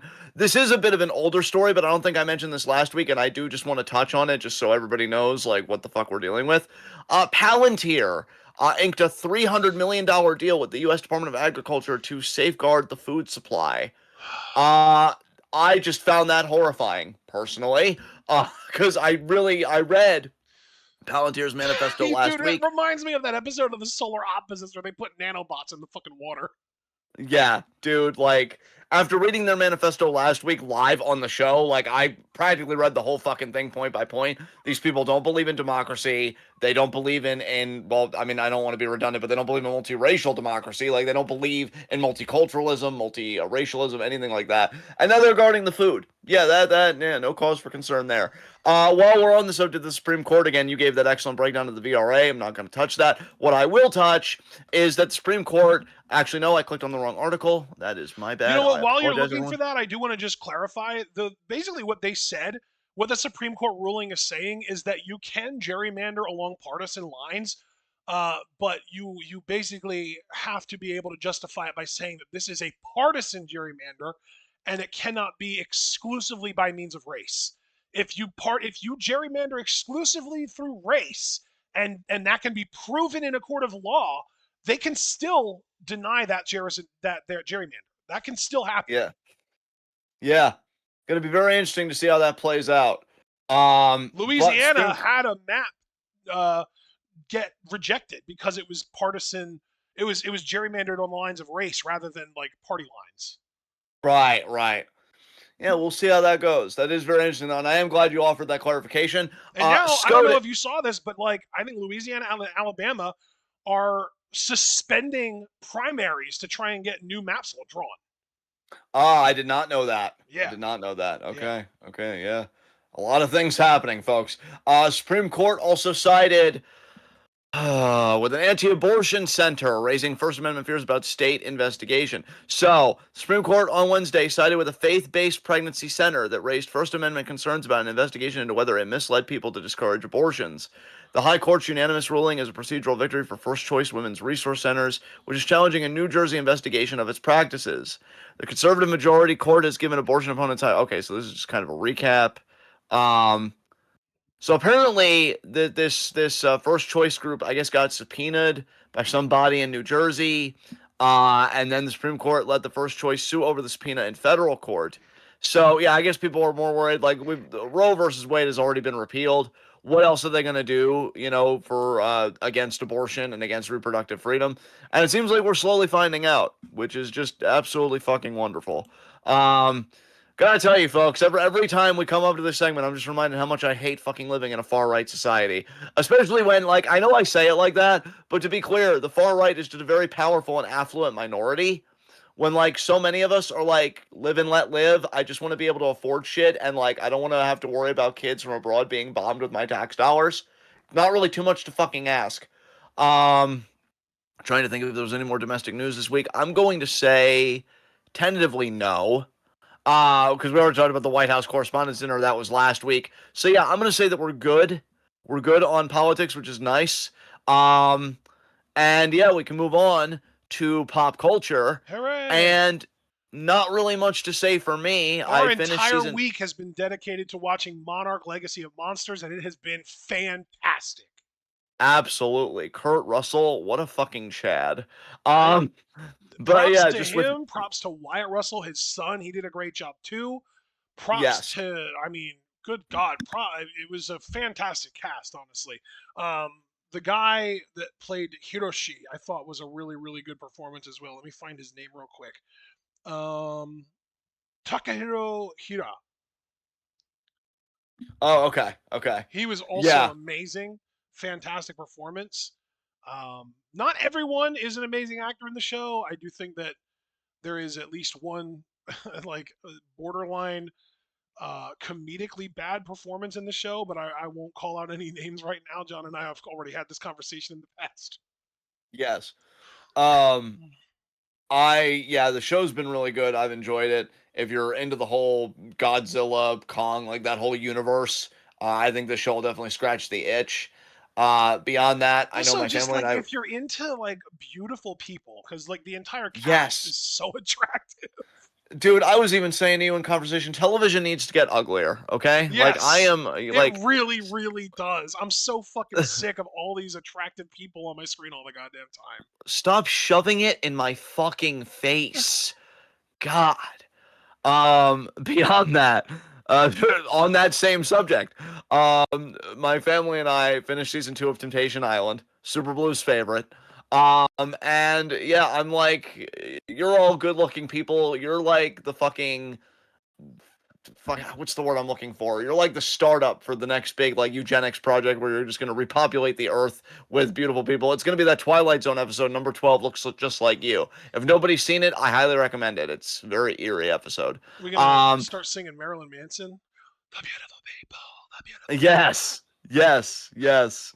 And yeah, I'm fucking tired. You know, as a moderately attractive human being with a hairline whose recession looks a lot like the global economy at present, Listen, I'm listen. offended. Who needs a fucking hairline when you're bald? That is true. And you know, I mean, I'm definitely going to agree because scalp. But I don't know if that even got picked up because I do have Crisp on Did you Discord do the activated. Hannibal Lecter? I did, The yes. very beginning of it got picked up, and that was it. And you know what? It's probably Enough of it better. got picked up that I knew what you did. Yeah, you know, it's probably better for everybody that it got cut off. No, But no, it's worse for everyone actually. Thanks. wow. I didn't really expect that much tone. Maybe we can simmer down and remember that we're in a No, discourse. don't That tell would me be what to nice. do either. Wow. Okay. Well, definitely gonna have to have a side talk with you later. So beyond that, I know. Yeah. Let's see. We did. Oh, Miniature Wife, which I gotta say again, really has pleasantly surprised me. I gotta say, like, I don't really know where I fall on the debate of like when you have a certain artistic material, do you show fidelity to it or do you take liberties with it? I do think it's very contextual, of course, and I gotta say, bearing that contextualism in mind, this is probably the best instance of artistic liberties I've ever seen. You know, they advertised Miniature Wife in the Peacock trailer as kind of a rom com, and it's not the kind of rom com you would expect. Like, I mean, this couple is going through it, which actually is showing fidelity to the short story. The short story is dark as fuck. Um, but I'm really, really enjoying it. Like, really enjoying it more than I really thought I would. So yeah, we've got like 3 episodes left of that. So that's been cool. What else? Have I watched anything else with my family? I really feel like we have, but I can't recall it at the moment. Obviously, you said we've been doing so much Monarch Legacy of Monsters. We've also been slowly getting through Yu-Gi-Oh! and Yu-Gi-Oh! and the sub is like Bakura rather than Bakura, and I'm cool with Yes. either one. Bakura. Uh, wait, did you kind of hiccup there and then say something? What went on there? No, I Feel- went Bakura. Oh, okay. So okay, yeah. You were doing stuff, just not the stuff that I thought you were doing. Um, I got to give credit to Bakura's sub VA because even though the English VA is iconic and a fucking legend, The laugh, the this evil laugh. yes, the evil laugh of the sub VA Man, what is it with is fucking fantastic. Japanese voice actors having iconic evil laughs? Because this is now the second time. Because fucking Frieza. Frieza, and I gotta say, you know, I know this is kind of reaching because it's an older anime, but even Light Yagami's Japanese VA, even though the English is fucking superb again, The Japanese VA with that evil laugh. I'm like, you know what? Fuck yeah. You know what though? They just, it's a different game to them. You know, they're like, you're not gonna replace us with fucking AI. Fuck you. And I'm like, hell yeah. So there you go. Yu-Gi-Oh's been great. I'm really glad that I'm finally doing this arc with Ashton because I already watched it dubbed for the most part. Because God, I love Bakura so much. I rooted for him so Bakura. hard. You know, like again, folks, I want to be perfectly clear. I'm not babyface. The evil that we currently have is just boring and really grotesque to me. If we had charismatic evil like Shang Tsung or Bakura or however the fuck you want to pronounce it, I would switch sides. I would switch sides on all of you so fucking quick. I have no loyalty to any of you whatsoever. Just to be clear about that. So yeah, villains are fucking great when they actually have charisma and they actually have plans that I can get behind. Bakura, And you know, more even like Bakura, more like Bakaga. there you go. And you know, I gotta say, even though I know how this all pans out, I'm still rooting for him because it's still the first time to me somewhere because it's subbed. Um, as far as music, well, thanks to you, bud, I listened to some new Halsey this week because she dropped practically like a fucking Dude, rock album. yeah, it's so good. Yeah, I highly recommend if any of you are Halsey fans, the song Lucid was my It's personal so favorite on good. what I listened to. Yeah. Did I listen to anything else? And Don't by the think I way, did. And while you're yeah. thinking, I just need to say, anytime I hear them say Bakura in the Yu-Gi-Oh sub, I think of the way that they say Bakaga in Otanoke, in the fucking Dandadan theme song. Dude, It triggers my yes. iPod syndrome. Yes. Yes. Oh God, I was thinking about Don Don today actually because I saw a Facebook Yeah, post that a friend of mine shared, yeah. and it was like, "Oh, Dude, anime is so rotted," and I'm like, "Nah, Don so Don's a rotted? masterpiece." What the fuck Yeah, does they said, did they mean rotted like bad? yeah, bad. They're like so much of Tell me you modern anime is haven't just so watched the bad. show without telling me you haven't watched. Goddamn. I'm like, yeah, you can't make a broad brushstroke generalization like that without having watched Don Don first, and then say it to my fucking Because the thing face. is, it is. Anime is fucking rotted. It's literally just because every fucking anime that comes out now is an isekai. And they're all the same, like, fucking wish fulfillment bullshit. Yes, yes. Oh my god. And then dude, I was gushing to my friend Jess, who's fucking wonderful. Cuz I asked her, you know, do you watch anime? And she's like, you know, I wanted to get more into it cuz like my boyfriend's into it. And I think for literally 10 minutes was selling her on done. I'm like, you need to fucking watch this. Because whatever you think it is, you're wrong. It's so much better. And yeah, I'm just gonna keep proselytizing about it until people fucking listen to me, which they should do by default because have you seen my fucking face? God. Dun, dun, dun, Um, dun, dun, dun, dun, dun. yes, exactly. See, he gets it. He knows what's up. Um, but yeah, so there was that. Oh, what about you though, bud? To go back to music. So again, you turned me on to Halsey this week. Have you listened to anything beyond that that it's really like tickled your fancy? Because I don't Well, think yeah, for I me that actually I went have. through and I listened to every single song that was posted in that tweet that Gala posted in the music channel the other day, and I rated them.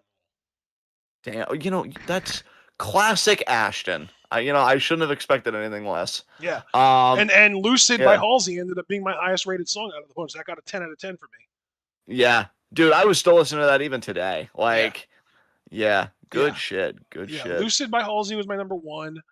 Did I give anything else higher than a 9? Yes, I did. Lady Gaga and Doechii have a new song out that's on the um, Devil Wears Prada 2 soundtrack, and it's called Runway. It's fucking incredible. I gave that one a 9.5. I loved that song. Dude, And like actually, yeah. Lady No, Gaga and continue. Doechii is like a fucking dream collab too. Like yes, please, and it's perfect. It's so good. Yeah, I just wanted to say very quick, like I don't think I ever watched the first Devil Wears Prada. I really don't have any interest in the sequel. Love Anne Hathaway though. She's like fucking sweetheart. But Did you see what yeah, she just had the whole thing with her today about the trans girl? oh god, she's not a transphobe, is she? Opposite. Oh, thank Christ. Yeah, no, Oh, she was at yeah. some kind of like press conference or something today, and she read something that she got from like a 10-year-old girl who was transitioning, a trans girl. basically thanking her for having the courage to support the community.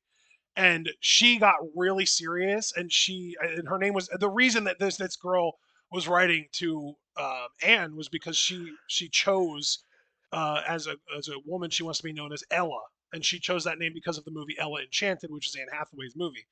And Anne went out of her way to point that out, and then she looked dead ass in the camera and said, "Listen to me, Ella. It takes zero courage whatsoever to love you." Oh, Right? That's beautiful. It was so good. God. I'm so happy. I'm so happy she's not ruined for me Yeah, yet. Knock on yeah, wood. Let's yeah, keep it that way. Preserve that moment in amber, for fuck's sake. yeah. So yeah, I don't even kind of got off track there with all those feels. I'm really glad you shared that story Oh, though. well, I But mean, to be fair, the track that we were on was me talking about my music. yeah, so please continue because it's your track. So yeah, that was the second highest rated song I gave, and then the third was "Carry the Weight" by Halsey. That was my third. That was my third. I gave that a 9 out of 10. So I was like really into the Halsey stuff. Number four, I gave "It's Okay" by Bryson Tiller. You like him, right? I'm not really familiar, I don't think. Oh shit! I thought that you've mentioned it before. No, it's an R&B song though. It's Bryson Tiller, I guess, is like an R&B artist, and it's got a banger beat and fire vocals, and yeah, it's just I like R&B, so that was an 8.5 for me. I don't think I gave anything else an 8 or higher though, so I will stop there because I don't want to talk shit about the stuff that I rated low. If you want to see me talking shit about songs that I don't like, get into the Discord and into the music channel and scroll up until you see my list, and then you'll see it. Hell yeah. I can't really think of anything else to talk about for this section. So, unless you do, we can move on to Well, Q&A. I believe this was the week that I bought Pocopia, and I've been started to play that, but unfortunately, I can't seem to find the time to play it more. Yes. Oh man. Yeah, I In the bought it on words of Monday. yeah. I bought it on Monday and officially started playing it on Monday. I am probably like 5 hours into it total, grand total, since Monday. I'm going to play the shit out of it tomorrow, though, because there is nothing else going on tomorrow, and I finally am going to have a bunch of free time to do what I want with. But part of that problem is just me because I've spent the week researching phones because I've finally made the decision that I am buying a new phone. And thanks to, at least in part, John's help, I've also landed on what my decision is. I'm going to be getting a Motorola Razr Ultra 2025. Sweet. So uh, Nice. that's that's been a huge part of my week, though, is just doing research on phones because there are just too many options. And like the first question is iPhone or Android, and then the second question is which model, and if you go with Android, which company, and what are your priorities? Do you want something that can flip or fold or neither? Do you want a full size phone or a tiny little phone? Do you want a big ass phone that can also be a tablet? Do you want something with an amazing camera? Do you want something with an amazing screen? Do you want something that takes less time to get things done because it's so fast of a processor that it's just a powerhouse? Like, fuck, it's too many options, and I'm definitely the type of person to overanalyze and get that thing that they call choice paralysis, and it sucks. Yes, yes it does. I think I've experienced that once or twice. Um so beyond that, is there anything else you want to talk about with the pop culture section? um Let me pull up Stremio real quick and see if I've done anything recently that I'm forgetting about. Right? I have been occasionally watching Arrested Development kind of piecemeal, like working my way Yeah. through that slowly. Yeah, it's kind of what I um did with Code Geass recently. No, I get that. watched like the first 3 quarters of Harold and Kumar Escape from Guantanamo Bay. Okay. It's so wild because the first Harold and Kumar movie, Harold and Kumar Go to White Castle, it ends with Harold and Kumar deciding to go to Amsterdam, right? Because Yeah. the girl that Harold has a crush on, Maria, in their apartment building, he confesses that he has a crush on her and he kisses her and she's into it and she kisses him back and she's like, "Your timing sucks. I'm going to Amsterdam for the next 10 days." And he's like, "Okay, well, shit, I'll see you then when you get back." And he tells Kumar, and he's like, "We gotta go to Amsterdam. You gotta go, like, make sure that she's not cheating on you with European guys, basically." And Then Harold and Kumar Escape from Guantanamo Bay starts with them getting on the plane to go to Amsterdam. And then in the fucking plane, Kumar decides to smoke weed out of a bong in the fucking plane bathroom. And the door somehow gets left open, and some racist old woman sees it and yells, "Bomb!" Or no, she yells, "Terrorist!" And he goes, Oh, "No, no, no, this is a bong." And she says, "Bomb!" He's like, "No, it's not a bomb." And as soon as he says the word bomb, he gets fucking tackled by an air marshal, and they get sent to Guantanamo fucking Bay. Jesus Christ. And that's the whole fucking movie, is just them on the run from the government trying to not have to go back to Guantanamo Bay. It's so Yeah. ridiculous. God damn. Oh, Lord. I'm glad that we're in a post 9/11, what's the word? Islamic paranoia era. Or at least not entirely, obviously, because Trump is still like trying to press that button sometimes. But for the most part, like most people in the country don't distrust Muslims anymore. Yeah, I don't want to put words in your mouth, but I wonder if you also, if it would have worked to say like Islamophobia, because Yeah, like I know Islamophobia is still a thing, but it does seem like it's cooled a Islamophobia little is bit. definitely still a thing, and where it is a thing is definitely still a problem. But if you compare the Islamophobia of 2026 to the Islamophobia of just the 2000s in general, it's like Oh, dude. a Yeah. tiny fraction. Yeah, it's Yeah. way way way more minimalized. Yeah, dude. 100%. Um.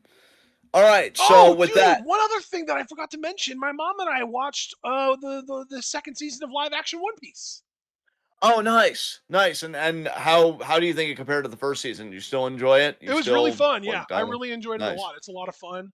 I may or may not have a crush on the actress who plays Vivi. She's gorgeous and also adorable. nice, nice. Um, and I'm looking forward to season 3 because they're going to go to, I already forget the name of the fucking kingdom, but they're going to go to the Princess Vivi's kingdom and try and help Alabasta, I her. think. Yep, Alabasta. Yep, you remember, and they're going to try and help her get your kingdoms back, together. Hell yeah. All right. Well, with that, guys, I think that rounds out the pop culture section, so we can get on to Q&A, and of course, we start with Super Blue. With, I gotta be honest, one question that's straight up ridiculous, and then the other question that's not really ridiculous, but I don't really know like how much we can even milk of it. So the first question for both: if there was an LA Knight superhero, badass and invincible, would he be able to stop Thrag and save the day for good? No. No. Stop smoking my fucking weed. Um, Listen, if I, in good faith, wanted to make an LA Knight character in Invincible, he would just be Liev Schreiber Sabretooth from X-Men Origins Wolverine, but he'd be voiced by LA Knight instead of Liev Schreiber. But like he already looks like he's trying to go for that look anyway, so let's just fucking lean into it. And like, yeah, hey, cool adamantium skeleton. Awesome. No, actually, he's not the one with that. That's fucking Wolverine. He's still a fucking person who can be torn to pieces. Literally, Thrag would chop him in half. yeah. Yeah, I'm gonna tell you right now, Super Blue, because he was a lot nicer than I'm going to be. If there was an LA Knight superhero in Invincible, I would have Thrag use him for the human train spot that Mark got used by both Conquest and fucking his own father in season one, Omni Man. And I would have him live with that trauma for the rest of his miserable life. He doesn't get to die. He doesn't get to die until the universe fucking dies. So that's question one. He would chop him in Question half long ways. yes. Question two: why does he look like Omni Man and flat out stronger than him? I can't really again speak to the looks and he stronger. he looks like Omni Man because he's a white man with short hair and a mustache. What do you mean? Yeah, and like flat out stronger than him. I don't know, bruh. It seemed like he really like I embraced the training and the Dude, Viltrumite culture. quite You frankly, know? I want to know why he's stronger, so much stronger than Omni Man 2. I really honestly want to know why. Like, what happened that led to him? Because it's like, Mark can actually beat up his dad. Like, he doesn't have to, Omni Man doesn't have to pull his punches with Mark. Mark can just actually beat him now, or at least go toe to toe with him. But, like, when Mark tried to punch Thrag, it was like he was punching a fucking iron wall as a human. Yes, his own hand hurt Yeah. punching Thrag in the skull. Yeah, like him Like, trying to punch Thrag was more similar to Debbie trying to punch Nolan than anything. yeah. And like, speaking of Invincible, I should say I've been just to recourse back to pop culture but tying into this question, I have been rewatching like early Invincible clips. And like, I know I'm a horrible person, but I think I've gotten to the point where Nolan just beating the shit out of Invincible just pops me.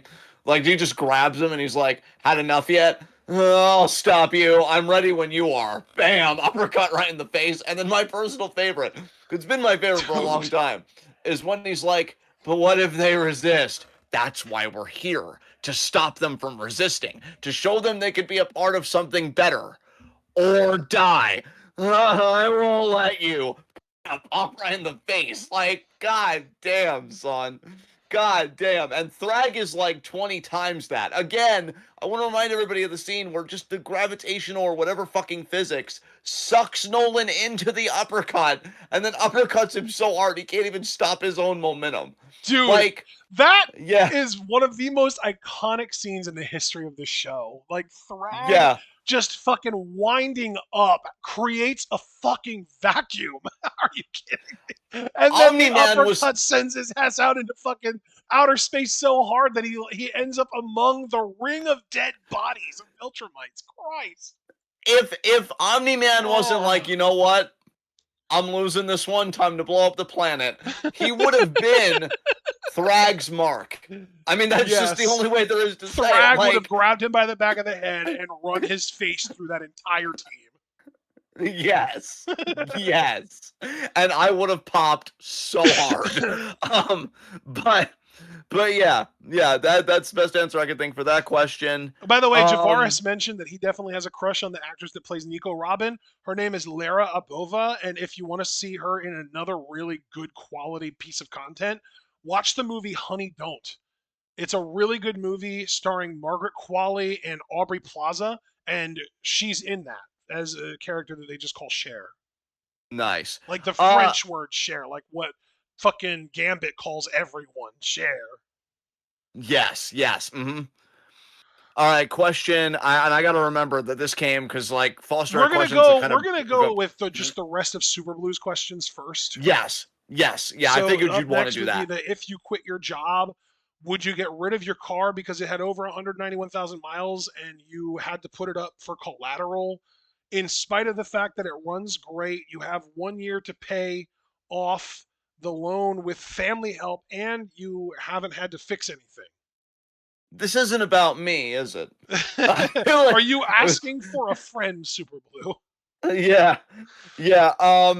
I feel so disconnected from this question just because I have cerebral palsy. I've never driven a car. I never want to drive a car. I'm becoming slightly more fiscally responsible, but I mean that's a whole different ball game when you're talking about like fucking potential loan and shit. Um, And so I feel like this would be more Ashton's wheelhouse because you drive and we both share a hatred of car culture. So how are you navigating this situation? Listen, if you quit your job and you have a car, you already have a leg up on a decent amount of people that you're going to be competing with to try and get another job. Why would you give that winning piece up? If you have a running, functioning car and you need to get a new job, use the car to get the job. Drive around to places, get applications, fill them out, apply where you can. You're going to need the car to go to interviews anyway. You don't want to have to rely on somebody else and be like, hey, can you drive me for this interview? No. Use the car that you already fucking have. Use it to your advantage. And then when you get a new job, you do what you want with the car. Yeah, sounds pretty fucking solid to me as far as advice goes. So, question 4 from Super Blue. When will WWE or TKO learn to keep SmackDown a 2-hour show? I did pop when I heard that they're going to go back to 2 hours again. I do wonder if it's kind of deliberate, like if it's meant to be like a cyclical thing. If it is, then they're Yeah. just going to keep doing this indefinitely. If it Yeah, isn't, my maybe, answer yeah, was legitimately going to be never. My answer was going yeah, to be they're never going to learn to keep it a 2 hour show because I think they're going to keep it on this weird cycle of like WrestleMania season, 3 hour SmackDowns, and then like a little after WrestleMania season settles down, back to two. yes. I think you nailed it, actually. I'm not going to add any more to that. Question 5. Why is Ospreay trying to bury Yoshihashi with his backhanded compliment? And just to give context, Ospreay said of Yoshihashi, I'll say this to the day I die, Yoshihashi was the greatest member of Chaos. He was so kind. I loved him. I always hoped he would do well, and he became one of the best tag team wrestlers of all time. Honestly, and you know I hate Ospreay with a passion. I feel like he was completely honest here. I don't see anything Yes, wrong with this comment. 100%. Super Blue is being a jackass here. Oh, wow. Yoshihashi, listen, Ospreay might be a dumbass, but he is not an insincere, disingenuous, like backhanded compliment type of person. If he wants to talk shit about someone we've known in the past, he'll talk shit about that person, even if it means burning a bridge that he shouldn't fucking burn. He's a dumbass. And Yes. this is just further proof of him being a dumbass, him talking about Yoshihashi being the greatest member of Chaos and one of the best tag wrestlers of all time. This is just further proof that Will Ospreay's a fucking dumbass. Yeah, like Ishii called. What the fuck?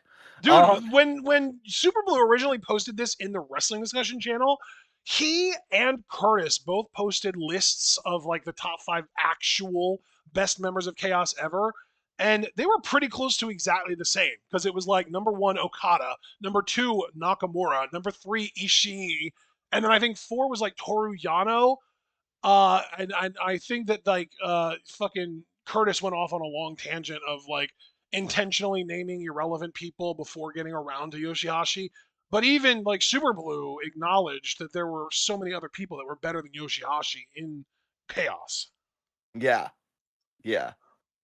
We know what you're doing, Super Blue. So, all right, Yeah, let's like go back up. Super Blue listed Jay White even as potentially number 5. Ah, yeah, all right. Now we scroll back up to Foster's questions. Alex Foster, love you so much. Question 1. And I'm assuming all these are for both of us because he didn't make any like distinctions. If you guys were Kofi and Woods, how would you make up with Big E? Bootio's in bed. You know, while we watch that film that Big E starred in about that girl that like either kills her dates or her exes, but it's like in a comedic way. I know he starred in a movie like that recently. So yeah, we I would do didn't know that. Bootio's. Yeah, and watch the movie that Big E was in. Just kind of support him and be like, "Yo, E, we were out of pocket. We apologize," and then it would all be good. How would you make it up to Big E if you were Kofi and or Woods? By starting a podcast together and talking shit about everyone that's ever wronged us. Oh my god, dude, you got that dog in you. Damn. All right. Question 2. How would TKO meddle in a John versus Ashton Mania feud? I'll tell you how. By holding me the fuck back.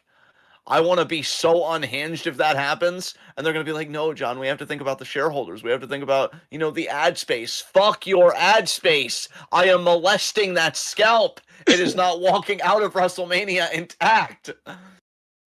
So, yeah, that's how they would ruin it for me. First, they would ruin it by crossing so many PR lines that should never be crossed by bringing in, what's his name? Is it Daniel Benoit for you? Yeah, yeah. And let's say Vicky Guerrero because of the whole Eddie connection for me. And they would Yeah. just talk shit about each of us, crossing across the lines. Yeah. Yeah. And then when that received horrible feedback, they would pivot and be like, haha, this was only phase 1 of the plan. And then they would bring in like fucking I don't know, who I'm trying to think of. Um Halsey for you. Yeah, there you go. I'm learning that you're a big fan of hers lately. Yeah. And actually, no, we'll do the battle of the sleep bands. Sleep Token for you, Sleep Theory for me. There you And go. they'll bring in the lead singers of those bands, and they'll have a fucking sing off on our behalf. And then they would both play us to the ring at WrestleMania, and our match would last about 90 seconds. God, you know you really nailed it because I cringed midway through that. I'm like, yeah, no, that I see it. Fuck. Um, yeah. So there we go. Third question from Foster. If you were a supervillain, where would your hideout be? The Earth's fucking core. Yeah, try and apprehend me there, jackass. Try to Where would your survive hideout be? there. Yeah.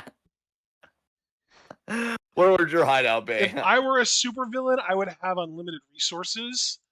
So my hideout would be in the fucking White House. Oh my god, it's perfect. No one would have ever seen that coming. No one would ever think to look there. Yes. I think I just described Donald Trump, though, unfortunately. Yeah. And then we get to Javaris, who, for all intents and purposes, has two questions. Because that second question, we talked enough about Kurara It's and the red one belt. question, because the third one isn't real either. That is also fair. We're So the not one banning question, anyone from asking questions about a specific person, yes. So the one especially not their question, favorite wrestler. Like, yeah.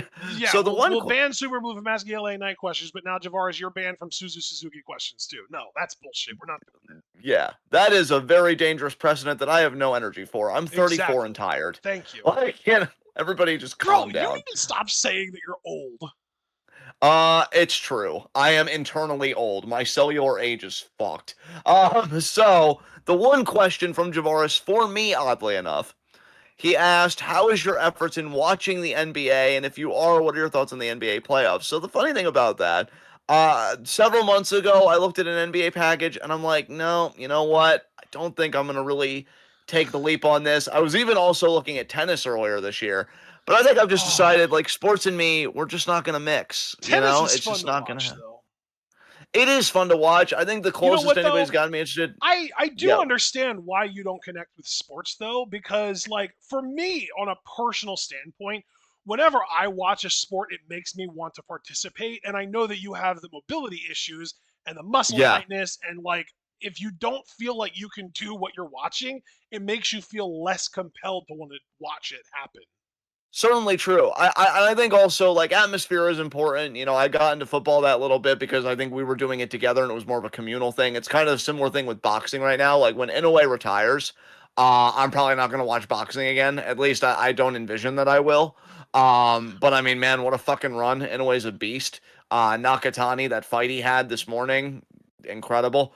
But yeah, it's just sports and me. I mean, I even tried water polo, which I do genuinely think is interesting. And I'm like, nah, I would just rather be doing philosophy and bookish shit. Like I'm not an athlete guy or like an athletics guy even recreationally. I'm just academic. That's just who I am.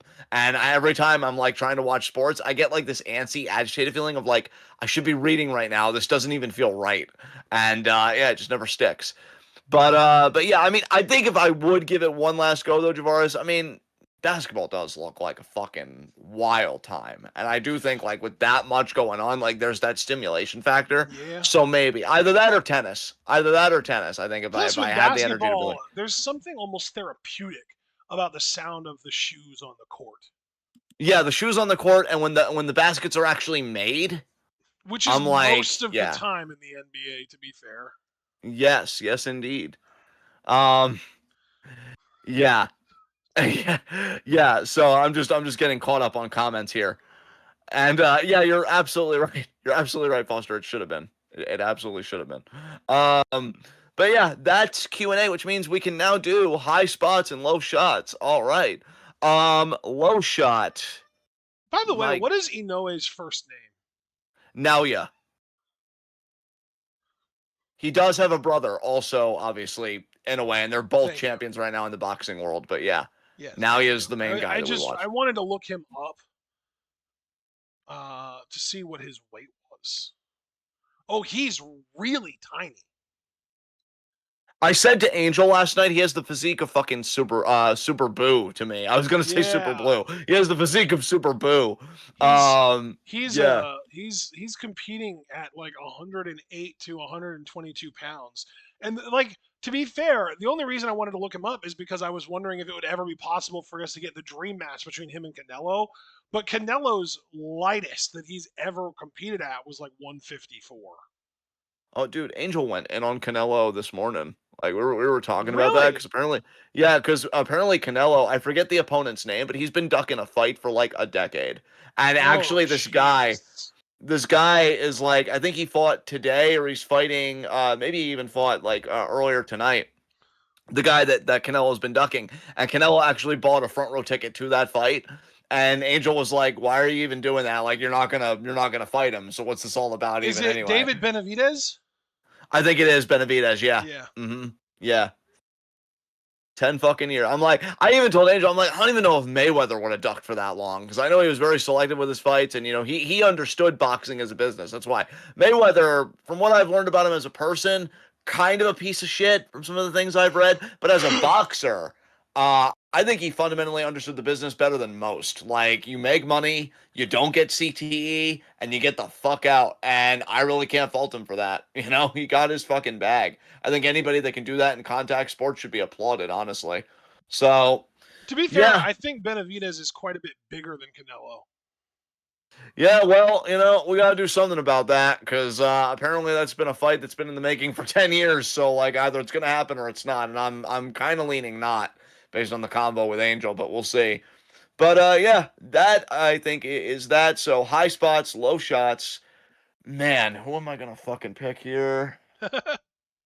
Jesus, it almost feels lazy to just keep going back to the Trump regime for low shot, but they keep doing it to themselves.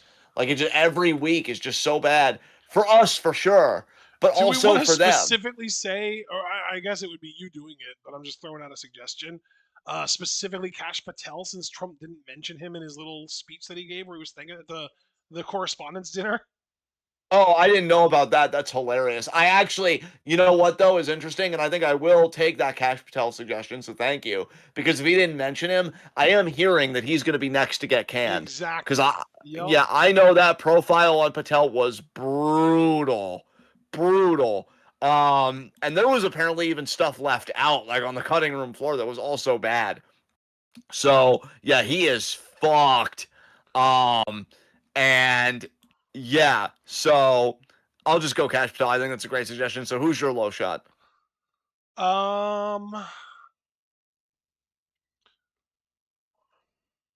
My low shot is going to be. I got the perfect one. The gingerbread man. Rest in peace. Perfect. Honorary high spot, Kat Abu Ghazaleh. She Love had, her. yeah, she got a great moment. So CNN had this panel, and Yeah. again, I have to give context Are to you show sure it was how, like, CNN? Because I know she was on MS Now this week. no, it was CNN, Okay. I believe, because, and this is where my context is going to come in, they have a Republican correspondent named Scott Jennings.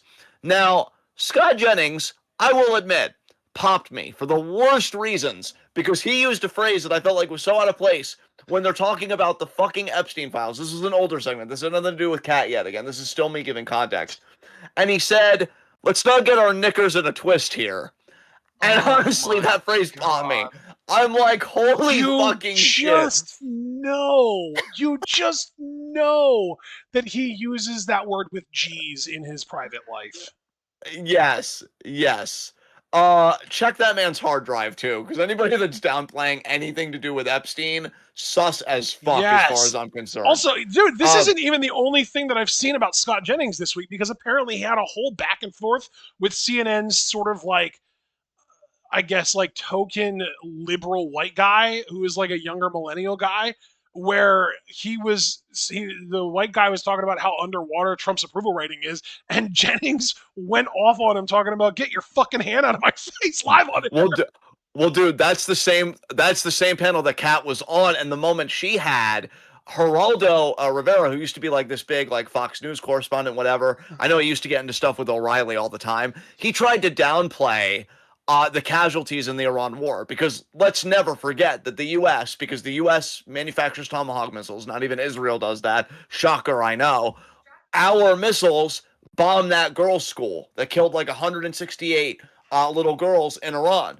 And so Geraldo's trying to like downplay all this, and Kat just kind of looks at him and she goes, "It's not 1980 anymore, Geraldo." Like she just called him out for being old and just so out of fucking touch. And like, yes, I am so tired of these people feeling fucking safe and like their opinion is valid. And this is something I've seen a lot, and not even just about politicians.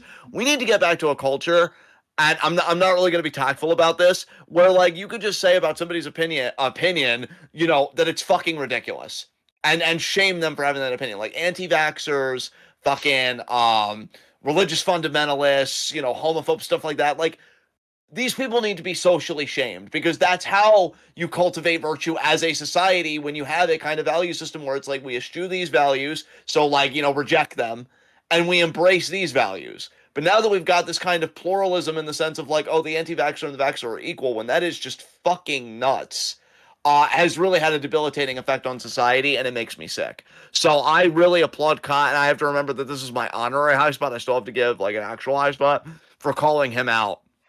And yeah, the Scott Jennings crash out was hilarious. I wish I was there, so I would have been like, Scott, don't get your knickers in a twist. Just throwing it back in his face. Actual high spot. Oh man. Oh, good golly gosh. Wait, so Kat wasn't your actual high spot. She was honorable. She was honorary. Yeah, I even said a few moments ago she was honorary. I had to remember myself. You know what? I think I am still gonna do Iran. I mean, again, war is not pretty for anybody. There are no winners in war. I am not trying to romanticize it, glamorize it, or anything like that. That being said, they're still winning the propaganda war. The U.S. so fucking clearly wants to get out of here, and they didn't game plan for it at all. He really thought, man, Venezuela, that was a cakewalk. Is the whole world like this? Finally, it can all be about me. And he got fucking spanked. And the only good thing he has going for him is his fucking dementia, because I'm pretty sure he wakes up every day forgetting he got spanked the day prior, so that bottom is ready all over again. So yeah, Iran, they're winning the propaganda war. They destroyed so many U.S. bases that their presence in the region has dramatically changed. I believe that Iran is why the U.S. is reducing troops in Germany, because they want to shore up the manpower for whatever the fuck they're going to try and do next. But that also is going to make it difficult for the U.S. military to do operations where they need European territory. Like chef's kiss, honestly. Like the death of an empire, really fucking something. So who is your high spot, and if you have any honorary high spots? I don't think I'm going to do any honorary stuff, but my actual high spot this week is going to be Jacob Fatu, just because he was just on such a tear and he just beat so much ass and he got so over. Fuck yeah, brother. Love it. All right. With that said, everyone, that has been the weekly recap. Man, we really went in this week. Be sure to leave a like as you file out. Subscribe, click the bell icon for notifications so you miss any of that TWitWoW goodness. Check out everything we're involved in the description box.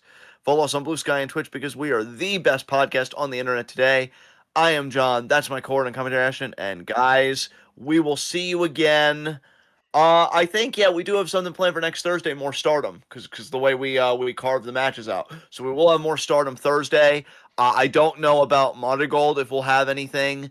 We'll keep you posted on that. That's why you should join the Discord, because you get real-time updates there with our recording schedule. And then, of course, if you're like, John, after that whole rant you went on about Joshi, I'm not really feeling it. So what else you got for me? Well, you can always join us back here next Saturday at 10:30 for more weekly recap, because the world's not slowing down, and neither are we. So with that said, guys, enjoy the rest of your weekend. Be good to yourselves. Be good to each other. Tune in, and peace out.